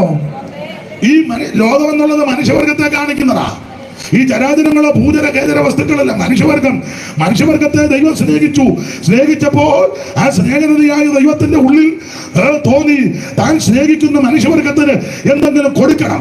എന്തായാലും ഒന്ന് കൊടുത്ത് ഒപ്പിക്കാനല്ല, ഏറ്റവും നല്ലതിനെ കൊടുക്കണം. അതുകൊണ്ടാണ് എന്റെ അരിമ സൂര്യവരെ ഈ ഭൂമിയിലേക്ക് അയച്ചു തന്നത്. ഇന്ന് രാത്രി ആ യേശു നിന്നെ സ്നേഹിക്കുന്നു, യേശു നിന്നെ ഇഷ്ടപ്പെടുന്നു, ദൈവം നിന്നെ സ്നേഹിക്കുന്നു. ദൈവം സ്നേഹമാണ്. 5 പൈസ മുടക്കണ്ട, അരക്കാശ് മുടക്കണ്ട, ഹൃദയം കർത്താവിന് കൊടുത്താൽ മതി. യേശുവേ, ഞാനൊരു പാപിയായി, എന്നെ രക്ഷിക്കണം. ഞാൻ എപ്പോഴും പറയും, യേശു ക്രിസ്തു ഒരു വിഭാഗത്തിന്റെ മതത്തിന്റെ ദൈവമല്ല, അവിടുന്ന് മുഴുലോകത്തിന്റെ ദൈവമാ. ഏത് മതത്തിലോ കുലത്തിലോ കുടുംബത്തിലോ നിറത്തിലോ നിലവാരത്തിൽപ്പെട്ടവർക്ക് യേശുവിനെ അറിയാം, ആരാധിക്കാം, സേവിക്കാം, സ്നേഹിക്കാം. ഇത് കാശ് കൊടുത്തൊന്നും ആളിനെ കൂട്ടുകയില്ല. അങ്ങനെയൊക്കെ ചില ആൾക്കാർ പറയുന്നു, കാശും കഞ്ഞിയും കൊടുത്ത് കൊള്ളാം, നല്ല ചേലായി. മിക്കതും ഗതികേടാ. ഇവിടെ സ്വോത്രാഴ്ച ഇല്ലായിരുന്നു തോന്നുന്നു. ഇനി അടുത്ത കാലത്ത് പോയിട്ട് ആദ്യമായിട്ടാണ് തോന്നുന്നു സ്വോത്രകാഴ്ച ഇല്ലാത്തൊരു കൺവെൻഷൻ. കുഞ്ചേച്ചടത്തും ഇല്ലായിരുന്നു, അവിടെ ഇല്ലായിരുന്നു തോന്നുന്നു. ചിലർക്കേലും ആ വെളിപ്പാട്. ഞാൻ ചിലരോട് പറയും, സ്വോത്രാഴ്ചയൊക്കെ മേടിക്കുമ്പം ആ വരുന്നവർക്ക് കുറഞ്ഞ പക്ഷം ഒരു ഗ്ലാസ് കാപ്പി എങ്കിലും കൊടുത്ത് പിന്നെ മേടിച്ചാൽ മാത്രം നമുക്ക് അതിലേ പറഞ്ഞു ഞാൻ ന്യായമായ കാര്യം എനിക്കത് പറയരുതോ, മറ്റേ പറയരുതെന്നാ ഞാൻ പറഞ്ഞത്. ഇത് ന്യായമായ കാര്യമാണ്. ഇതെല്ലാം മേടിച്ചേ സെക്രട്ടറിയും ട്രഷാറും എല്ലാം കൂടെ എണ്ണുകയല്ലേ. എണ്ണുമ്പോ ഒരു ഗ്ലാസ് കാപ്പിയും കൂടെ. പ്രായമുള്ള അപ്പന്മാരും അമ്മമാരും ഒക്കെ ദൂരെ നിന്നൊക്കെ വരുന്നവർ നടന്ന് ക്ഷീണിച്ചൊക്കെ ആയി വന്ന് കുത്തിയിരിക്കുന്ന അപ്പം മേടിക്കുന്നുണ്ടെങ്കിൽ പിന്നെ ഇതൊക്കെ ന്യായമായ കാര്യമാണ്. സ്തോത്രം. ഞാൻ അതൊന്നും പറഞ്ഞ ആർക്കും ഇഷ്ടമല്ല. സ്തോത്രം. ദൈവസ്നേഹം അകത്ത് കയറിയാ കൊടുക്കാൻ തോന്നും. കൊടുക്കണം, കൊടുക്കണം, എടുക്കുകയല്ല, കൊടുക്കണം. കാൽവരിയിൽ നമുക്ക് വേണ്ടി തന്റെ മകനെ തന്നു. നമ്മെ സ്നേഹിച്ചത് കൊണ്ടാണ്. യേശുവിനെ രക്ഷിതാവായി സ്വീകരിക്കണം. മറ്റൊരുത്തനും രക്ഷയില്ല. യേശു ക്രിസ്തു മാത്രമാ രക്ഷകൻ. 5 പൈസ മുടക്കണ്ട, കാശ് മുടക്കണ്ട, 1/2 മൈൽ നടക്കണ്ട, ഭൗതിക വസ്തുക്കൾ ഒന്നും കൊണ്ട് കൊടുക്കണ്ട. ഇരിക്കുന്ന ഇരിപ്പിലിരുന്ന് ഹൃദയം കർത്താവിന് കൊടുക്ക്. എന്റെ യേശുവേ, എന്നെ രക്ഷിക്കണം, എന്റെ ഉള്ളത്തിലേക്ക് വരണം, അവിടുത്തെ മകനാക്കി, മകളാക്കി, പൈതലാക്കി എന്നെ തീർക്കണമെന്ന് ഇന്ന് രാത്രി ആര് പ്രാർത്ഥിക്കും അവരെ യേശു രക്ഷിക്കും. അവിടുന്ന് രക്ഷിപ്പാൻ കഴിവുള്ളവനെ. ഞാനിങ്ങനെ പറഞ്ഞ ഒത്തിരി കാര്യം പറയും. നമ്മൾ വായിച്ച വാക്യത്തോട് കൂറ് പുലർത്തണം. ആ 3-ാം അധ്യായത്തിന്റെ 20-21 വാക്യമാണല്ലോ നമ്മൾ വായിച്ചത്. അതിൽ 2 കാര്യമാണ്. ഒന്ന്, വാതിക്കൽ നിന്ന് മുട്ടുന്നു. വാതിക്കൽ. ഈ വാതിക്കൽ ഒത്തിരി കാര്യങ്ങളുണ്ട്. ഉൽപ്പത്തി പുസ്തകം 4-ാം അധ്യായത്തിന്റെ 7-ലുണ്ട് വാതിക്കൽ പാപം കിടക്കുന്നു, അതിന്റെ ആഗ്രഹം നിന്നോടാ, നീ അതിനെ ജയിച്ച് കീഴടക്കണം. ഇന്ന് രാത്രി ആ പാപത്തിൽ നിന്ന് മോചനം പ്രാപിക്കുവാൻ ഒറ്റ മാർഗമേ ഉള്ളൂ, യേശു ക്രിസ്തുവിന്റെ പരിശുദ്ധ രക്തം, നിർമ്മല രക്തം, വിലയേറിയ രക്തം, ഗുണകരമായി സംസാരിക്കുന്ന പുണ്യാക രക്തം, യേശു ക്രിസ്തുവിന്റെ രക്തം സകല പാപങ്ങളും പോക്ക് നമ്മെ ശുദ്ധീകരിക്കും. എല്ലാ ഭാഗത്തേക്കും പോകുന്നില്ല. ദൈവത്തിന്റെ മകത്ത വെളിപ്പാട് പുസ്തകം യാക്കോബിന്റെ ലേഖനം പഠിക്കുമ്പോൾ വാതിക്കൽ ന്യായാധിപതി നിൽപ്പുണ്ട്. വാതിക്കൽ 5:9 അല്ലയോ തോമസ് കുട്ടിക്ക്? യാക്കോബ് 5:9 തോന്നുന്നു. ആണോ സഹോദരന്മാരെ? വിധിക്കപ്പെടാതിരിപ്പാൻ ഒരുവന്റെ നേരെ ഒരുവൻ ഞരങ്ങിപ്പോകരുത്. ന്യായാധിപതി വാതിൽക്കൽ നിൽക്കുന്നു. ഇന്ന് രാത്രി ഒന്ന്, വാതിൽക്കൽ പാപം കിടക്കുന്നു, അതിന്റെ ആഗ്രഹം നിന്നോടാ, നീ അതിനെ ജയിച്ച് കീഴടക്കണം. ജയിക്കണമെങ്കിൽ ജയിച്ചവന്റെ കൂടെ നിൽക്കണം. ജയിച്ചവൻ യേശുവാ. യേശുവിന്റെ കൂടെ നിന്നാൽ നിനക്കതിനെ ജയിക്കാം. ആ പാപത്തിന്റെ മേൽ ഇന്ന് രാത്രി ജയമെടുക്കണം. 2, വാതിൽക്കൽ ന്യായാധിപതി. എന്നെ കേൾക്കുന്ന പ്രിയരെ, ന്യായം വിധിക്കുന്ന ഒരു ദൈവമുണ്ട്. അതുകൊണ്ട് എന്നെ കേൾക്കുന്നവരോട് പറയാം, കൈയൊക്കെ വെടിപ്പാലിക്കണം. നീതിക്ക് നിരക്കാത്ത കാര്യത്തിൽ പോയി ഇടപെടരുത്. ഞാൻ മിക്കയിടത്തും പറയും, സഹോദരങ്ങൾക്കൊക്കെ കൊടുക്കാനുള്ളതൊക്കെ കൃത്യം കൊടുക്കണം. ഓഹരി വെക്കുമ്പോഴേ ഭാഗോടം പിടി, ചേട്ടന്റെ അനിയനെ ഒന്നും അടിച്ചു മാറ്റരുത്, കള്ളയാധാരം ഉണ്ടാക്കരുത്, വെണ്ടറെ പോയി കണ്ടേച്ചേ, കോള് കൊള്ളിച്ച് എഴുതിക്കോളാൻ. ചേട്ടനും അനിയനും ഒക്കെ പെങ്ങൾക്കൊക്കെ കൊടുക്കാനുണ്ടെങ്കിൽ അതെല്ലാം ഒന്നും കൊടുക്കാതെ സൂത്രത്തിൽ അടിച്ചു മാറ്റി വെച്ച് നീ പെന്തിക്കോസ് വന്ന് തമ്പേറ് തല്ലി പൊട്ടിക്കരുത്. ആയുധത്തിലെ കമത്തിയിട്ട് അടിക്കുക, തീ എത്തിക്കാം, മിക്കവാറും നിന്നെ കത്തിക്കും. ന്യായാധിപതി വാതൊക്കെ നിപ്പുണ്ട്, സൂക്ഷം നിന്നെ കത്തിക്കും. കൊടുക്കാൻ കൈ വെടിപ്പായിരിക്കണം. വെടിപ്പുള്ള കൈയും നിർമ്മല ഹൃദയവും. നീതിക്ക് നിരക്കാത്ത ഒരു കാര്യത്തിൽ ഇടപെടരുത്. മാതാപിതാക്കളുണ്ടെങ്കിൽ അവരെ ശുശ്രൂഷിക്കണം, അവരെ ബഹുമാനിക്കണം. അപ്പനും അമ്മയ്ക്കും വെള്ളം കൊടുക്കാതെ ഉപവാസ പ്രാർത്ഥന വെച്ചാലൊന്നും പറ എന്നെ ഇങ്ങനെ പമിയിരിക്കുന്നേ. അപ്പനും അമ്മയ്ക്കും വെള്ളം കൊടുക്കാതെ നീ ഉപവാസ പ്രാർത്ഥന വെച്ചത് കൊണ്ടോ കൺവെൻഷൻ നടത്തിയത് കൊണ്ടോ ഫയർ കോൺഫറൻസ് ആ തീ നിന്റെ വണ്ട വീഴും.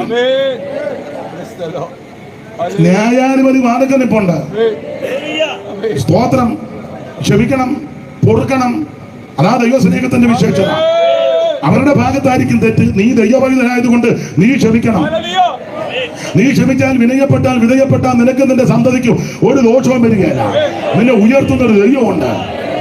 ന്യായാധിപതി വാതിൽക്കൽ സകലത്തിന് ന്യായം വിധിക്കും ദൈവം. ഞാൻ ആ ഭാഗം അധികം എടുക്കുന്നില്ല. ഇന്ന് രാത്രി ഓർപ്പിക്കട്ടെ, ജയിക്കണം. എന്തിനെയൊക്കെ ജയിക്കണം? ഈ സഭയോട് ദൈവം ദൂത് പറയുമ്പോൾ ദൂതിന് ഞാൻ എപ്പോഴും പറയും, അടിസ്ഥാന തത്വങ്ങളുണ്ട്. ഏത് സഭയോടും കർത്താവ് ദൂത് പറഞ്ഞാൽ ദൂതിന് അടിസ്ഥാന തത്വം. ആ തത്വം ഇതാ: 1, സഭയ്ക്ക് തന്നെ ഒന്ന് പരിചയപ്പെടുത്തും.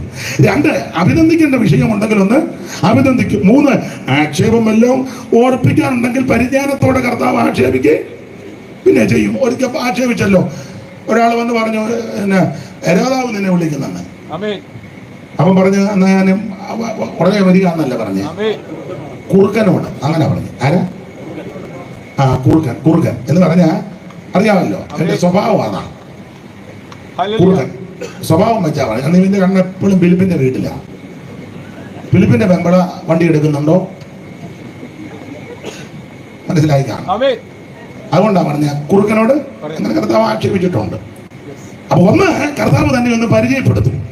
2, അഭിനന്ദനം ഉണ്ടെങ്കിൽ അത് കർത്താവ് ചെയ്യും. അഭിനന്ദിക്കും. ഞാന് ഈ കൊച്ചുമോനെയും സഹോദരിയൊക്കെ അഭിനന്ദിക്കാനുള്ളതിന്റെ ഒരു വസ്ത്രം ധരിച്ച് അവര് ശുശ്രൂഷയ്ക്ക് നിൽക്കുന്നു. അങ്ങനെയുള്ള ചിലരുണ്ട്, ചിലതിന് വെറും കാല് പറഞ്ഞ കുറെ എണ്ണമുണ്ട്. ഉണ്ട്. തലേ പോലും തുണിയിടുകയല്ല. പിന്നെ ഇപ്പൊ ആശ്വസിക്കുന്ന ദേഹത്തെങ്കിലും മണി ഉണ്ടല്ലോ. ഇനി ഈ പോക്കാ പോകുന്നെങ്കിൽ പണ്ട് ഉണ്ണുണ്ണി സാറ് പറഞ്ഞെന്നാ കേൾക്കുന്നത്.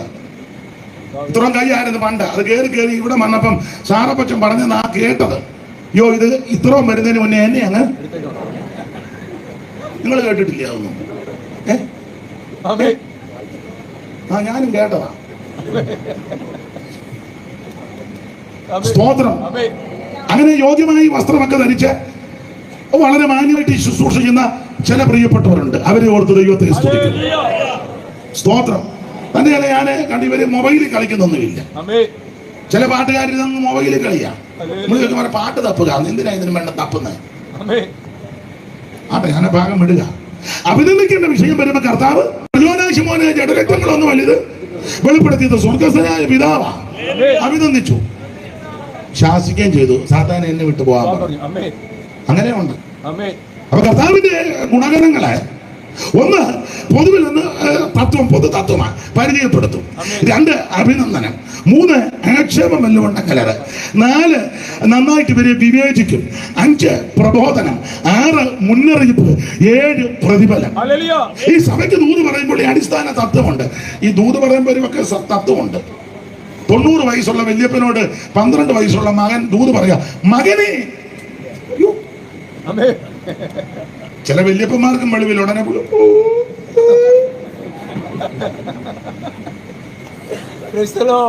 ഇനി കൊച്ചൻ അറിയാൻ മേലെ പറഞ്ഞുകൊണ്ട് അപ്പച്ചനോട് ദൈവാത്മാവ് ഇടപെടണം. അങ്ങനെ പറഞ്ഞതിന് കുഴപ്പമൊന്നും ഇല്ല. അതിനാ പ്രായമുള്ളപ്പന് മകനെ അങ്ങനെ പുള്ളി വിവരമൊന്നുമില്ല. വിവരം വെക്കാനുള്ള പുസ്തകമായതെന്ന് ഞാൻ തുടക്കത്തിൽ. അപ്പൊ എന്തായാലും കർത്താവ് ഈ പൊതുതത്വത്തിൽ തന്നെ ഒന്ന് പരിചയപ്പെടുത്തും. ആ വെളിപ്പാട് പുസ്തകം 3-ാം അധ്യായത്തിൽ തന്നെ പരിചയപ്പെടുത്തിയല്ലോ.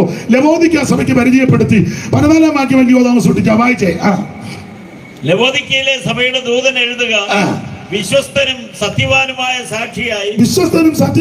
സാക്ഷിയായി ദൈവസൃഷ്ടിയുടെ ആരംഭമായ ആമേൻ എന്നുള്ളവൻ അരുളി ചെയ്യുന്നു.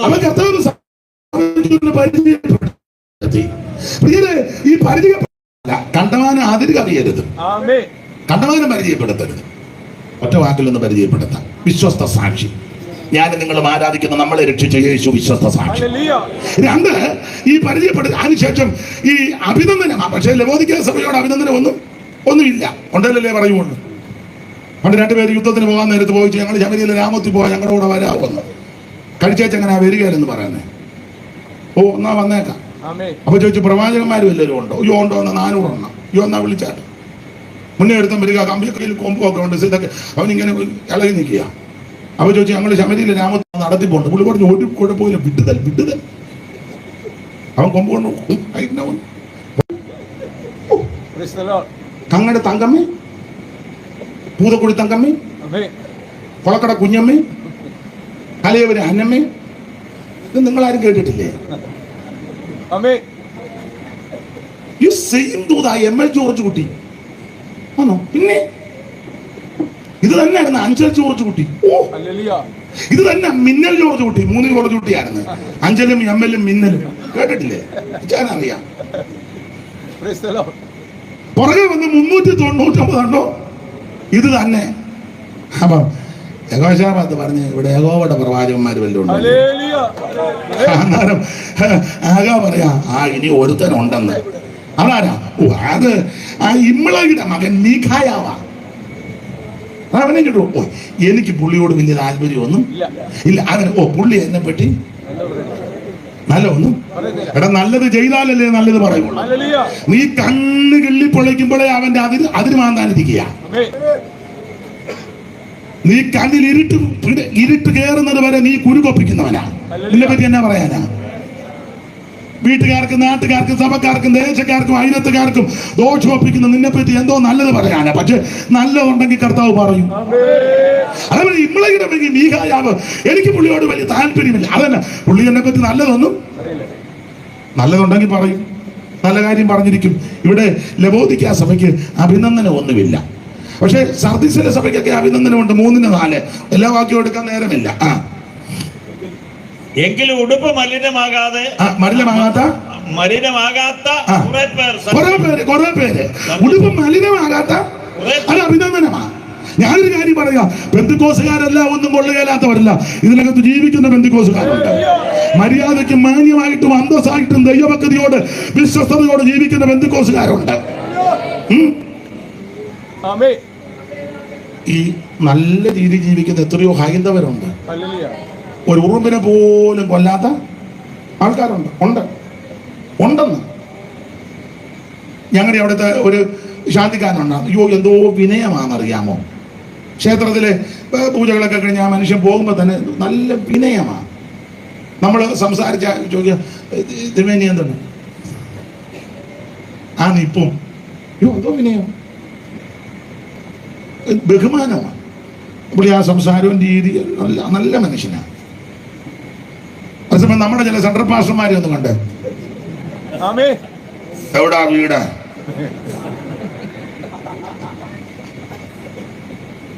ഏത് സെന്ററാ,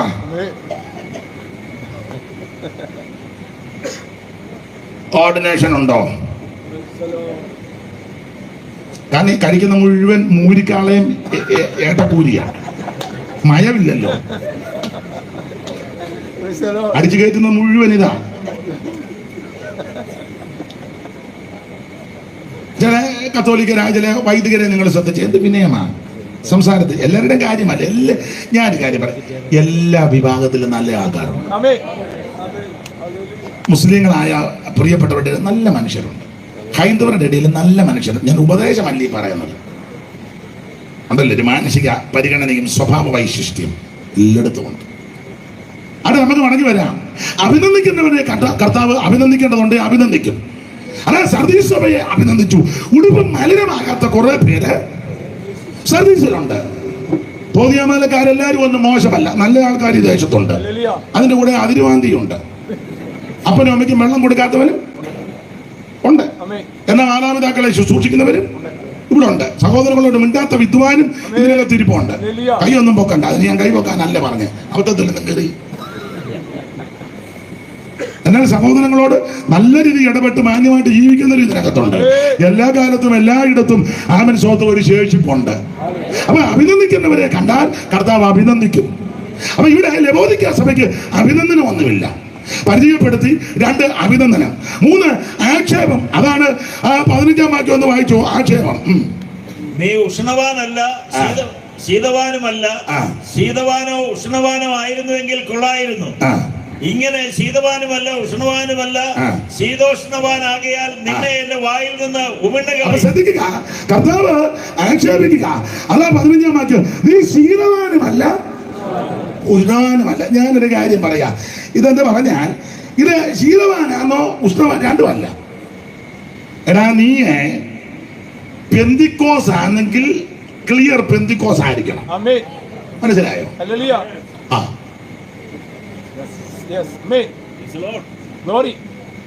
ശരിയായിരിക്കണം.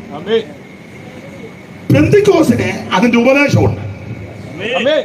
അല്ലാതെ കുത്തഴിഞ്ഞ് കാള കളിച്ച് കിടക്കുന്ന മാർഗമല്ല. ഇതിന് പ്രധാനപ്പെട്ട ഉപദേശങ്ങൾ: 1, മാനസാന്തരപ്പെട്ട് യേശു ക്രിസ്തുവിനെ രക്ഷിതാവായി സ്വീകരിക്കണം. അടുത്തത് വെള്ളത്തിൽ മുങ്ങി പിതാവിന്റെയും പുത്രന്റെയും പരിശുദ്ധാത്മാവിന്റെ നാമത്തിൽ സ്നാനപ്പെടണം. ഇതിന്റെ ഉപദേശം അതാ. നീ ആത്മസ്നാനം പ്രാപിക്കണം. നിന്നെന്ന് ചിലര് പറയുന്നുണ്ട്. ഞാൻ തുടക്കത്തിൽ പറഞ്ഞ് ഞാൻ തർക്കിക്കാനില്ല, എന്നെ വിളിക്കുകയും ചെയ്യരുത്. പക്ഷെ വചനത്തെ കൂട്ടുപിടിച്ച് വിനയത്തോടെ പറയാം, നിന്നിട്ടില്ല. ഇല്ല, ഇപ്പോൾ ഇത് അനുഭവിച്ചുകൊണ്ടിരിക്കുക. സ്തോത്രം. പ്രാർത്ഥിക്കുക. ഇത് ആരുടെയും കുത്തകയൊന്നുമല്ല, ദൈവത്തിന്റെ ദാനം. ഇത് കുമ്പനാട്ടെ ബംഗ്ലാവിൽ നിന്ന് കൊടുക്കുന്ന ഒന്നുമല്ല. പുനലൂര് അവിടെ ബംഗ്ലാവ് എന്നാണോ പറയുന്നത്, ഓഫീസ് അവിടെ നിന്ന് ഇറക്കി വിടുന്നതാണിത്. തോമാച്ചാന്റെ കുടുംബത്തിൽ നിന്ന് ആചാര തോമാച്ചാന്റെ കുടുംബത്തിൽ അയ്യാവണ്ണ സാറിന്റെ കുടുംബ സ്വത്തല്ല. AC ശിവമേല് വട AG അടപ്പനാങ്കണ്ടത്തിലെ അവരുടെ അടപ്പനാങ്കണ്ടത്തിലെ കുടുംബ സ്വത്തല്ല. മന്തപ്പുഴി യോടുപദേശി പരിയാരം പുള്ളിയുടെ സ്വത്തല്ല ഇത്. ഇത് കുക്ക് സാഹിബ് അമേരിക്കയിൽ നിന്ന് കൊണ്ടുവന്നതല്ല, അല്ലെന്ന്. ഇത് കല്ലുമല്ല കുഞ്ഞോനച്ചാന്റെ കുടുംബ സ്വത്തല്ല. ഏതാ? അഭിഷേകവേ. സ്തോത്രം, സ്തോത്രം. ഇത് പാസ്റ്റർ പോളിന്റെ കുടുംബത്തിൽ നിന്ന്, രാമൻകുട്ടിയുടെ വീട്ടിൽ നിന്ന് കൊണ്ടുവന്നതല്ല. അല്ല, അല്ല. ഇത് തങ്കയ്യാച്ചൻ തമിഴ്നാട്ടിൽ നിന്ന് കൊണ്ടുവന്നതല്ല. ഭരണയത്ത് പോയ കയ്യപ്പറക അഭിഷേകം പ്രാപിച്ചത് തിരുവനന്തപുരം ഭരണ അവിടുത്തെ കുടുംബ സ്വത്തല്ല. ആരും നിൽക്കുന്നതിലെ പന്തളം മത്തായിച്ചന്റെ കുടുംബ സ്വത്തും അല്ലിത്, അല്ലെന്ന്.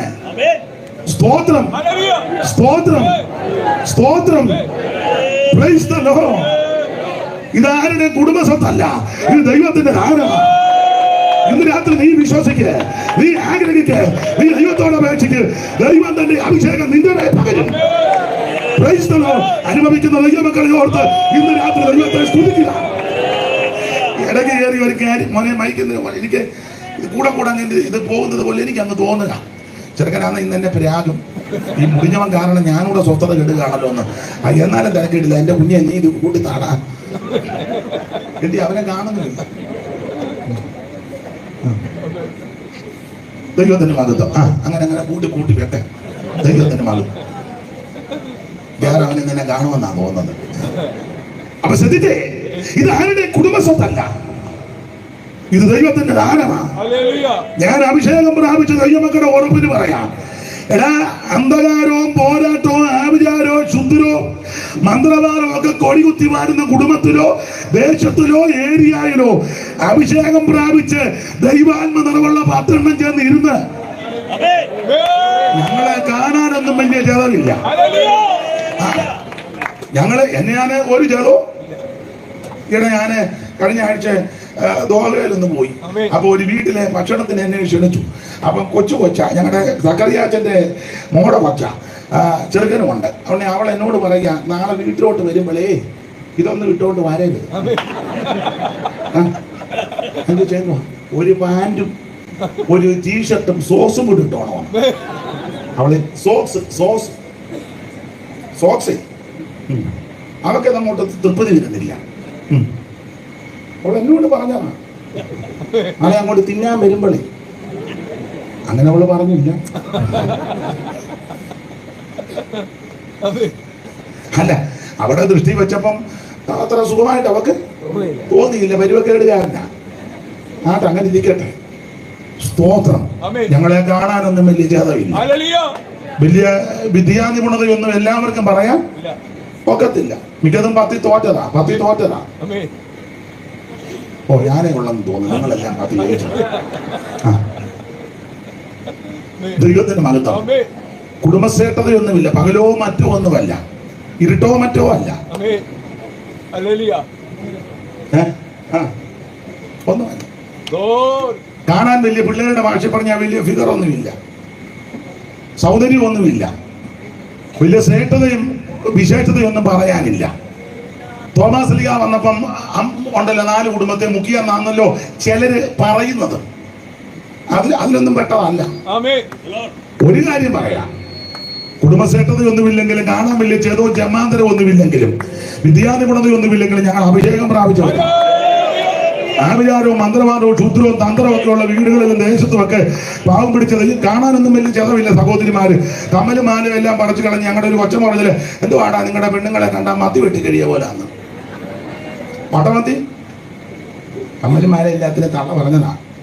മട്ടമത്തി അങ്ങനെയൊക്കെ ഇരിക്കട്ടെ. ആണുങ്ങളെല്ലാം ആണ്ട കരിക്കിന്റെ മോന്ത എത്തിയ പോലെ. നമ്മള് റോഡിൽ പോകുമ്പോ ഒരു കരിക്ക് ഒന്ന് കൊച്ചുമോനെയും എന്നെയൊക്കെ കണ്ട അങ്ങനെ തന്നെ കരിക്കിന്റെ പിന്നെ ആണെന്ന്. ഞങ്ങളെ കാണാനൊന്നും വലിയ ചെലവൊന്നുമില്ല. ഇങ്ങനെയൊക്കെയാ ഇരിക്കുന്നെങ്കിലും എടാ, കൂടോത്രവും ആഭിചാരവും മന്ത്രമാനമുള്ള വീടുകളിലും ദേശത്തും ഞങ്ങൾ അങ്ങോട്ട് ചെന്നിരുന്നേ മുഴങ്കാലം മടക്കി, ചിലപ്പോ പൊട്ടിയ നമ്പേറായിരിക്കും, അതൊക്കെ അങ്ങോട്ട് എടുത്ത് 2 ശരി പാട്ടുമൊക്കെ ഒന്ന് പാടി ആത്മാവിൽ അങ്ങോട്ട് നിറഞ്ഞ് ആ അന്യഭാഷ പറഞ്ഞ് ദൈവത്തെ മഹത്വപ്പെടുത്തിയ സകല കെട്ടും കൊണ്ടുവന്ന ഇന്ന് രാത്രി പാടുക. അതനുഭവിച്ച എത്ര ദൈവമക്കൾ ഇതിനകത്തുണ്ട്. അവൻ നിന്റെ കുടുംബത്തെ തകർക്കുവാൻ, നിന്നെ മുടിച്ചു കളയുവാൻ, നിന്റെ ജീവിതത്തെ തകർത്തു കളയുവാൻ ആഭിചാരത്തിന്റെ മന്ത്രവാദത്തിന്റെ ശക്തികൾ നിനക്കെതിരെ വാരകോരിയപ്പോൾ അഭിഷേകം പ്രാപിച്ച ദൈവമക്കൾ, ആത്മാവിനെ ആരാധിച്ച ദൈവമക്കൾ അങ്ങോട്ട് ചെന്ന് മുഴങ്കാല് മടക്കി അന്യഭാഷ പറഞ്ഞ്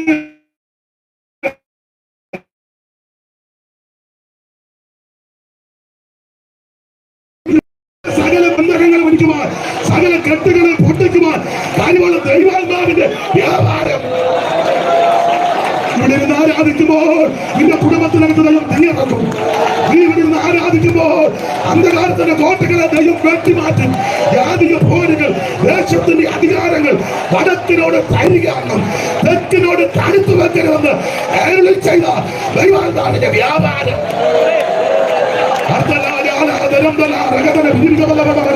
അനുവദിച്ച ദൈവമക്കൾ ഇന്ന് രാത്രി ദൈവത്തിന് സാത്താന്റെ കത്തുകളെ പ്രത്യക്ഷനായ ദൈവപുത്രന്റെ ശക്തി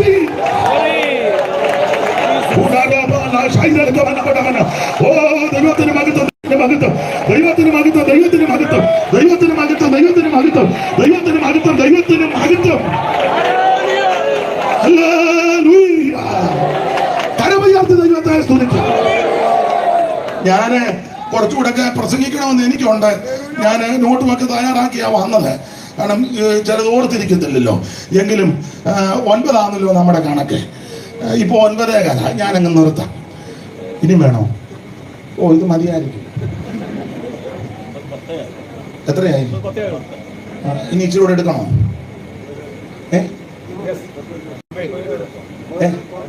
9 വരെ പോവാം. പൊക്കോട്ട. സെക്രട്ടറി പറയുന്നു പൊക്കോട്ടാണ്. പുള്ളിയാണല്ലോ പറയേണ്ടത്. പിന്നെ ദൈവത്തിന്റെ മഹത്വം. അതുകൊണ്ട് ഇന്ന് രാത്രി ഇത് പെന്തക്കോസ്തിന് ഉപദേശം ഉണ്ടെന്ന് ഉണ്ട്. മാനസാന്തരപ്പെട്ട യേശുവിനെ രക്ഷിതാവായി സ്വീകരിക്കണം. നീ കുരിശുമൂത്തിലെയാന്ന് പറഞ്ഞാലൊന്ന് സ്വർഗത്തിൽ പോവുകയല്ല. പരലോകത്തെത്തിയാന്ന് പറഞ്ഞാലും സ്വർഗം കാണുകയല്ല. ഇല്ല. പള്ളിക്ക് സ്ഥലം കൊടുത്തത് കൊണ്ടോ, പള്ളിക്ക് സ്ഥലം കൊടുത്ത് പള്ളി പണിതത് കൊണ്ടോ, കുരിശും തൊട്ടി പണിത് കൊടുത്തത് കൊണ്ടോ, പെന്തിക്കോസ് ഹോള് പണിത് കൊടുത്തത് കൊണ്ടോ, സ്ഥലം കൊടുത്തത് കൊണ്ടോ, ഉപദേശമാർക്ക് ഞാപ്പാട് കൊടുത്തത് കൊണ്ടൊന്നും സ്വർഗത്തിൽ പോകുകയല്ല. അവൻ സ്വർഗത്തിൽ പോകണമെങ്കിൽ രക്ഷിക്കപ്പെടണം. മറ്റൊരുത്തനും രക്ഷയില്ല. യേശുക്രിസ്തു മാത്രമാ രക്ഷിതാവ്. മാത്രമല്ല, രക്ഷിക്കപ്പെട്ട് കഴിഞ്ഞാൽ വെള്ളത്തിൽ പൊങ്ങി സ്നാനപ്പെടണം. സ്നാനം പെന്തിക്കോസുകാർ ഒപ്പിച്ചതല്ല, വേറെ പുസ്തകത്തിലെ പ്രമാണമാണ്. അത് പിതാവിന്റെയും പുത്രന്റെയും പരിശുദ്ധാത്മാവിന്റെ നാമത്തിൽ സ്നാനപ്പെടണം. ഇതിന്റെ ഉപദേശം ഇതാ. നീ ആത്മസ്നാനം പറഞ്ഞ് അഭിഷേകത്തിൽ ദൈവത്തെ മഹത്വപ്പെടുത്തണം. തിരുമേശ എടുക്കണം. ചിലടത്ത് മാസത്തിൽ 1, ചിലടത്ത് മെയിൻ ആള് വന്നെങ്കിൽ ഇത് മുറിക്കുള്ളൂ. ഇതാ ലോക്കൽ സഭയുടെ ശുശ്രൂഷകൻ ഇത് ചെയ്യുവാൻ തന്മയത്വമുണ്ടെങ്കിൽ പ്രാർത്ഥിച്ച് ചെയ്യണം. അപ്പൊ എടുക്കുന്നെന്ന് പറയുമ്പോ പാനപാത്രം എടുക്കരുത്. ബോധമില്ലാത്തവനെ ചെയ്യാതിരിക്കുന്നതാ. ബോധക്കേടുകാരുമുണ്ട്. പരിജ്ഞാനവും ഇവരോ ശുശ്രൂഷയ്ക്ക് തന്മയത്വമുണ്ടെങ്കിൽ മുടക്കരുത്. ഒരു കാര്യം ഉറപ്പിച്ച് നിറവേറ്റ, തിരുമേശയില്ലാത്ത ആരാധന. ആൾക്കാരെല്ലാം കൂടെ ഞായറാഴ്ച കൂടുന്നേ ഉള്ളൂ. തിരുമേശ ഇല്ലാത്ത ആരാധനയല്ല. ഇത് മാസത്തിലൊന്നും നടത്തേണ്ടതല്ല. ഇതിനകത്ത് ഉപദേശമാണ്. മിണ്ടുന്നില്ലല്ലോ. ചെറിയ ആൾക്കാര് 3 ദിവസം ഉപവസിച്ച് പ്രാർത്ഥിച്ചേച്ച് എപ്പോഴും ഒരുങ്ങിയിരിക്കണം. 3 ദിവസത്തെ ഉപവാസ പ്രാർത്ഥന. ഞാൻ ഉപവാസ പ്രാർത്ഥന ഇന്നാൾ പറഞ്ഞ പോലെ കിണ്ണനടിയാ ഉപവാസ പ്രാർത്ഥനയാണ്. പണ്ട് ഈ അമ്മയ്ക്കൊക്കെ അറിയാം, കോഴിയെ കുത്തിച്ചിറക്കും. ഞങ്ങളുടെ അമ്മയും ചെയ്തിറക്കിയിട്ടുണ്ട്. അപ്പം ഒത്തിച്ചിറങ്ങുമ്പോൾ 21 ദിവസം കണ്ടു കഴിഞ്ഞാൽ അത് ചിലത് പൊളിച്ചിറക്കും. ഇറക്കുമ്പോൾ ഇതിൻ്റെ ചുണ്ടയിലൊരു പാടുണ്ട്, പൊളിച്ച് കളയാം അമ്മ. നെടിയരിയോ പൊടിയരിയോ കല്ലേ വെച്ച് നന്നായിട്ട് പൊടിച്ചേച്ച് കോഴിക്കുഞ്ഞിന് കൊടുക്കും. എന്നിട്ട് അമ്മ ചെയ്യുന്നതാണ് പച്ചമഞ്ഞൾ കല്ലേ വെച്ച് അരച്ച് വെള്ളത്തിൽ കലക്കി ഒരു പാത്രത്തിൽ പൊടിയരി ഈ കോഴിക്കുഞ്ഞുങ്ങൾ ഇത് കൊത്തി ഇതിലൊന്ന് മുത്തി. എം പി ചാക്കോ സാറ് പറഞ്ഞത് നിങ്ങൾ സ്തോത്രം പറയുകയാണ്. ആയുസിന് ആദ്യം ഭക്ഷണം തന്നതിനാൽ നീ കഴിക്കുമ്പോൾ വല്ലതും സ്തോത്രം പറയും. അല്ല കവളുവാരാണ്ടെന്ന് അറിഞ്ഞിരിക്കുക സ്തോത്രം. പണ്ടൊരാൾക്ക് പറഞ്ഞു, ഇപ്പം ജോർജ് കുട്ടി പ്രാർത്ഥിക്കുമെന്ന്. അന്നേരം താറാമോട്ട വായിക്കാതെ എന്ന് പറഞ്ഞാൽ നിനക്കൊക്കെ വേണേ പ്രാർത്ഥിച്ചാൽ മതിയെന്ന്. ഈ കോഴിക്കുഞ്ഞുങ്ങൾ ദൈവത്തെ സ്തുതിക്കുക. അപ്പൊ ഇങ്ങനെയുള്ള ഈ കോഴിക്കുഞ്ഞുങ്ങൾ ചില ഈ തള്ളയുടെ കൂടെ വിടുമ്പം കോഴിക്കുഞ്ഞുങ്ങൾ ഇറങ്ങുന്ന സമയത്ത് മേളിൽ 2-3 കക്ഷികൾ വട്ടം വിട്ട് പറക്കുന്നുണ്ട്, പരുന്തോ പുള്ളോ ഒക്കെ. ചിലര് കോഴിക്കുഞ്ഞുങ്ങള് ഈ ഇതിന് സിഗ്നലുണ്ട്, അമ്മയുടെ ചിറകിന്റെ കീഴെ നിന്നോണം. ഞാനൂലൊക്കെ വരുമ്പോ അമ്മ അത് വലിയ ചുണ്ടുകൊണ്ട് കൊത്തി കുഞ്ഞുങ്ങളുടെ പരുവത്തിന് മുറിച്ചിട്ട് കൊത്തി കൊടുക്കും. അപ്പൊ അത് ആ കീഴെ നിന്ന് കഴിക്കണം. എന്നാൽ ചില ബിരുദന്മാര് കൊച്ചുങ്ങളുണ്ട്, അമ്മയുടെ കീഴെ നോടി ഞാനൂലിനെ കണ്ടുകൊണ്ട് ഓടും. ഇവൻ അങ്ങോട്ട് ഓടുമ്പോൾ മറ്റവൻ വന്ന് റാഞ്ചി കൊണ്ടുപോകും. അപ്പൊ കോഴി കൊത്തി പറന്ന്, ചില കോഴി ഇച്ചിരിയൊക്കെ പറക്കും. അപ്പൊ അടുക്കള ചിലപ്പോ അമ്മ പെരുമാറ് കാണാൻ ഇട്ട ചോടി വരും, ശബ്ദം കേട്ടു നോക്കിയപ്പോ ആണ്ട് പ്ലാവിന്റെ കവട്ടെ കൊണ്ടിരിക്കുന്നു. അപ്പൊ ചിലടത്ത് കട്ടയ്ക്കോ കമ്പിനോ ഒക്കെ എറിയും, ചിലപ്പോ നമ്മളും ഒക്കെ കൂടും, ഒച്ച ഉണ്ടാക്കി. ചിലപ്പം ഇതിന്റെ പിടിയിൽ ഇത് താഴോട്ട് പൊത്തോന്ന് കരിയലയുടെ പുറത്തായിരിക്കും, കിയോ എന്നും പറഞ്ഞ് വീട്. അപ്പൊ ഓടിച്ചെന്ന് നോക്കുമ്പം ഇത് പരുവക്കേട് കിടക്കുക, അത് റാഞ്ചിയതല്ലേ, നേരത്തെ കിയോ എന്ന്. അപ്പം അമ്മ ചെയ്യുന്നൊരു കാര്യം ഞാൻ കണ്ടിട്ടുണ്ട്, പഴയ അമ്മമാർക്കറിയാം. ഈ കോഴിക്കുഞ്ഞിനെ കൊണ്ടുവന്ന് ഇളന്തണ്ണയിലോട്ട് ഇട്ടേച്ച് ശാസ്ത്രീയ വശം അറിയാൻ മേല. അമ്മ അകത്ത് ചെന്ന് കിണ്ണനുണ്ട്, പഴയ കിണ്ണനെടുത്ത് ഈ കോഴി ആദ്യം ചെയ്യുന്നത് പച്ചമഞ്ഞൾ കല്ലേ വെച്ച് നന്നായിട്ട് അങ്ങ് അരച്ച് വെച്ച് ഈ കോഴിയുടെ അകം പുറം മുഴുവൻ അങ്ങ് തേച്ച് പിടിപ്പിക്കും. എന്നുവെച്ച് ഇളന്തണ്ണയിലോട്ട് ഇട്ടേച്ച് കിണ്ണൻ ഒരു കമ്പ് കൊണ്ട് ഇങ്ങനെ ചാരി വെക്കും, കോഴിക്കുഞ്ഞിൻ്റെ അടിയില്ല ചാരി വെച്ചേച്ച് അമ്മ അടുപ്പിൽ നിന്ന് നല്ല തെളിഞ്ഞ ചാരമുണ്ട്, അതിന്റെ ശാസ്ത്രീയ വശം അറിയാമല്ല, ചാരമെടുത്ത് ഈ കിണ്ണത്തിന്റെ പുറത്ത് വേദറിയേച്ച് കനം കുറഞ്ഞ കമ്പ് കൊണ്ട് ഇങ്ങനെ കിണ്ണത്തിട്ട് ഇങ്ങനെ അടിക്കും, കിണിങ് ഇല്ലേ? ഞാൻ അടിച്ചിട്ടുണ്ട്. അപ്പൊ ഈ അടി അങ്ങോട്ട് ഇല്ല, കോഴിക്കുഞ്ഞിന് അടിയിൽ കിടന്നിട്ട് ഇത് ആവാസ പ്രാർത്ഥന.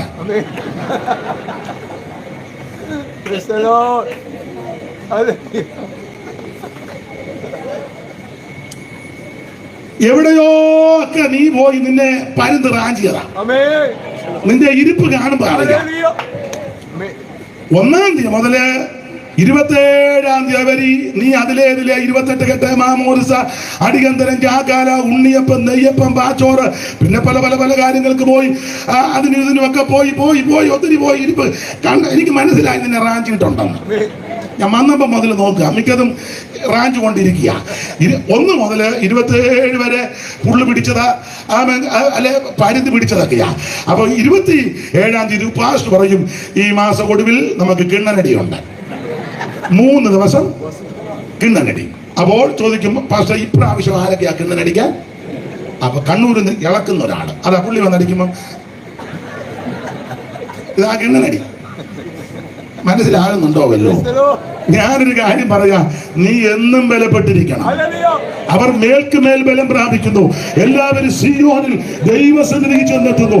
ഇത് മാസത്തിലൊന്നോ 2 മാസം കൂടുമ്പോഴോ പ്രധാന ഉപദേശകന്മാർ നടത്തുന്ന നല്ല തിരുമേശ കൂടി വരുന്ന സമയത്തല്ല, സമയവും സന്ദർഭവും നോക്കി പരിജ്ഞാനത്തോട് ഈ ശുശ്രൂഷ ചെയ്യുന്നത് ആ തിരുമേശ.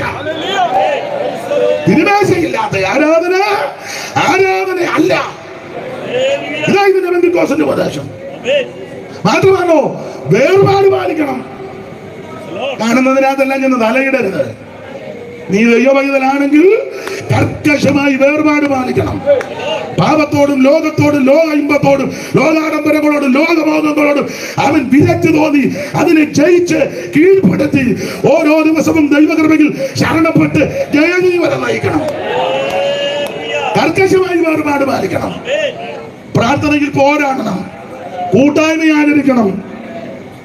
ഓരോ ദിവസവും മാനസാന്തരപ്പെട്ട് പ്രസംഗിക്കുന്ന ഞാനും കേൾക്കുന്ന നിങ്ങളും ഓരോ ദിവസവും സമയവും മാനസാന്തരപ്പെട്ട് വേഗം വരുന്ന കർത്താവിന് എതിരേൽപ്പാൻ എല്ലാവരും ഒരുങ്ങിയിരിക്കണം.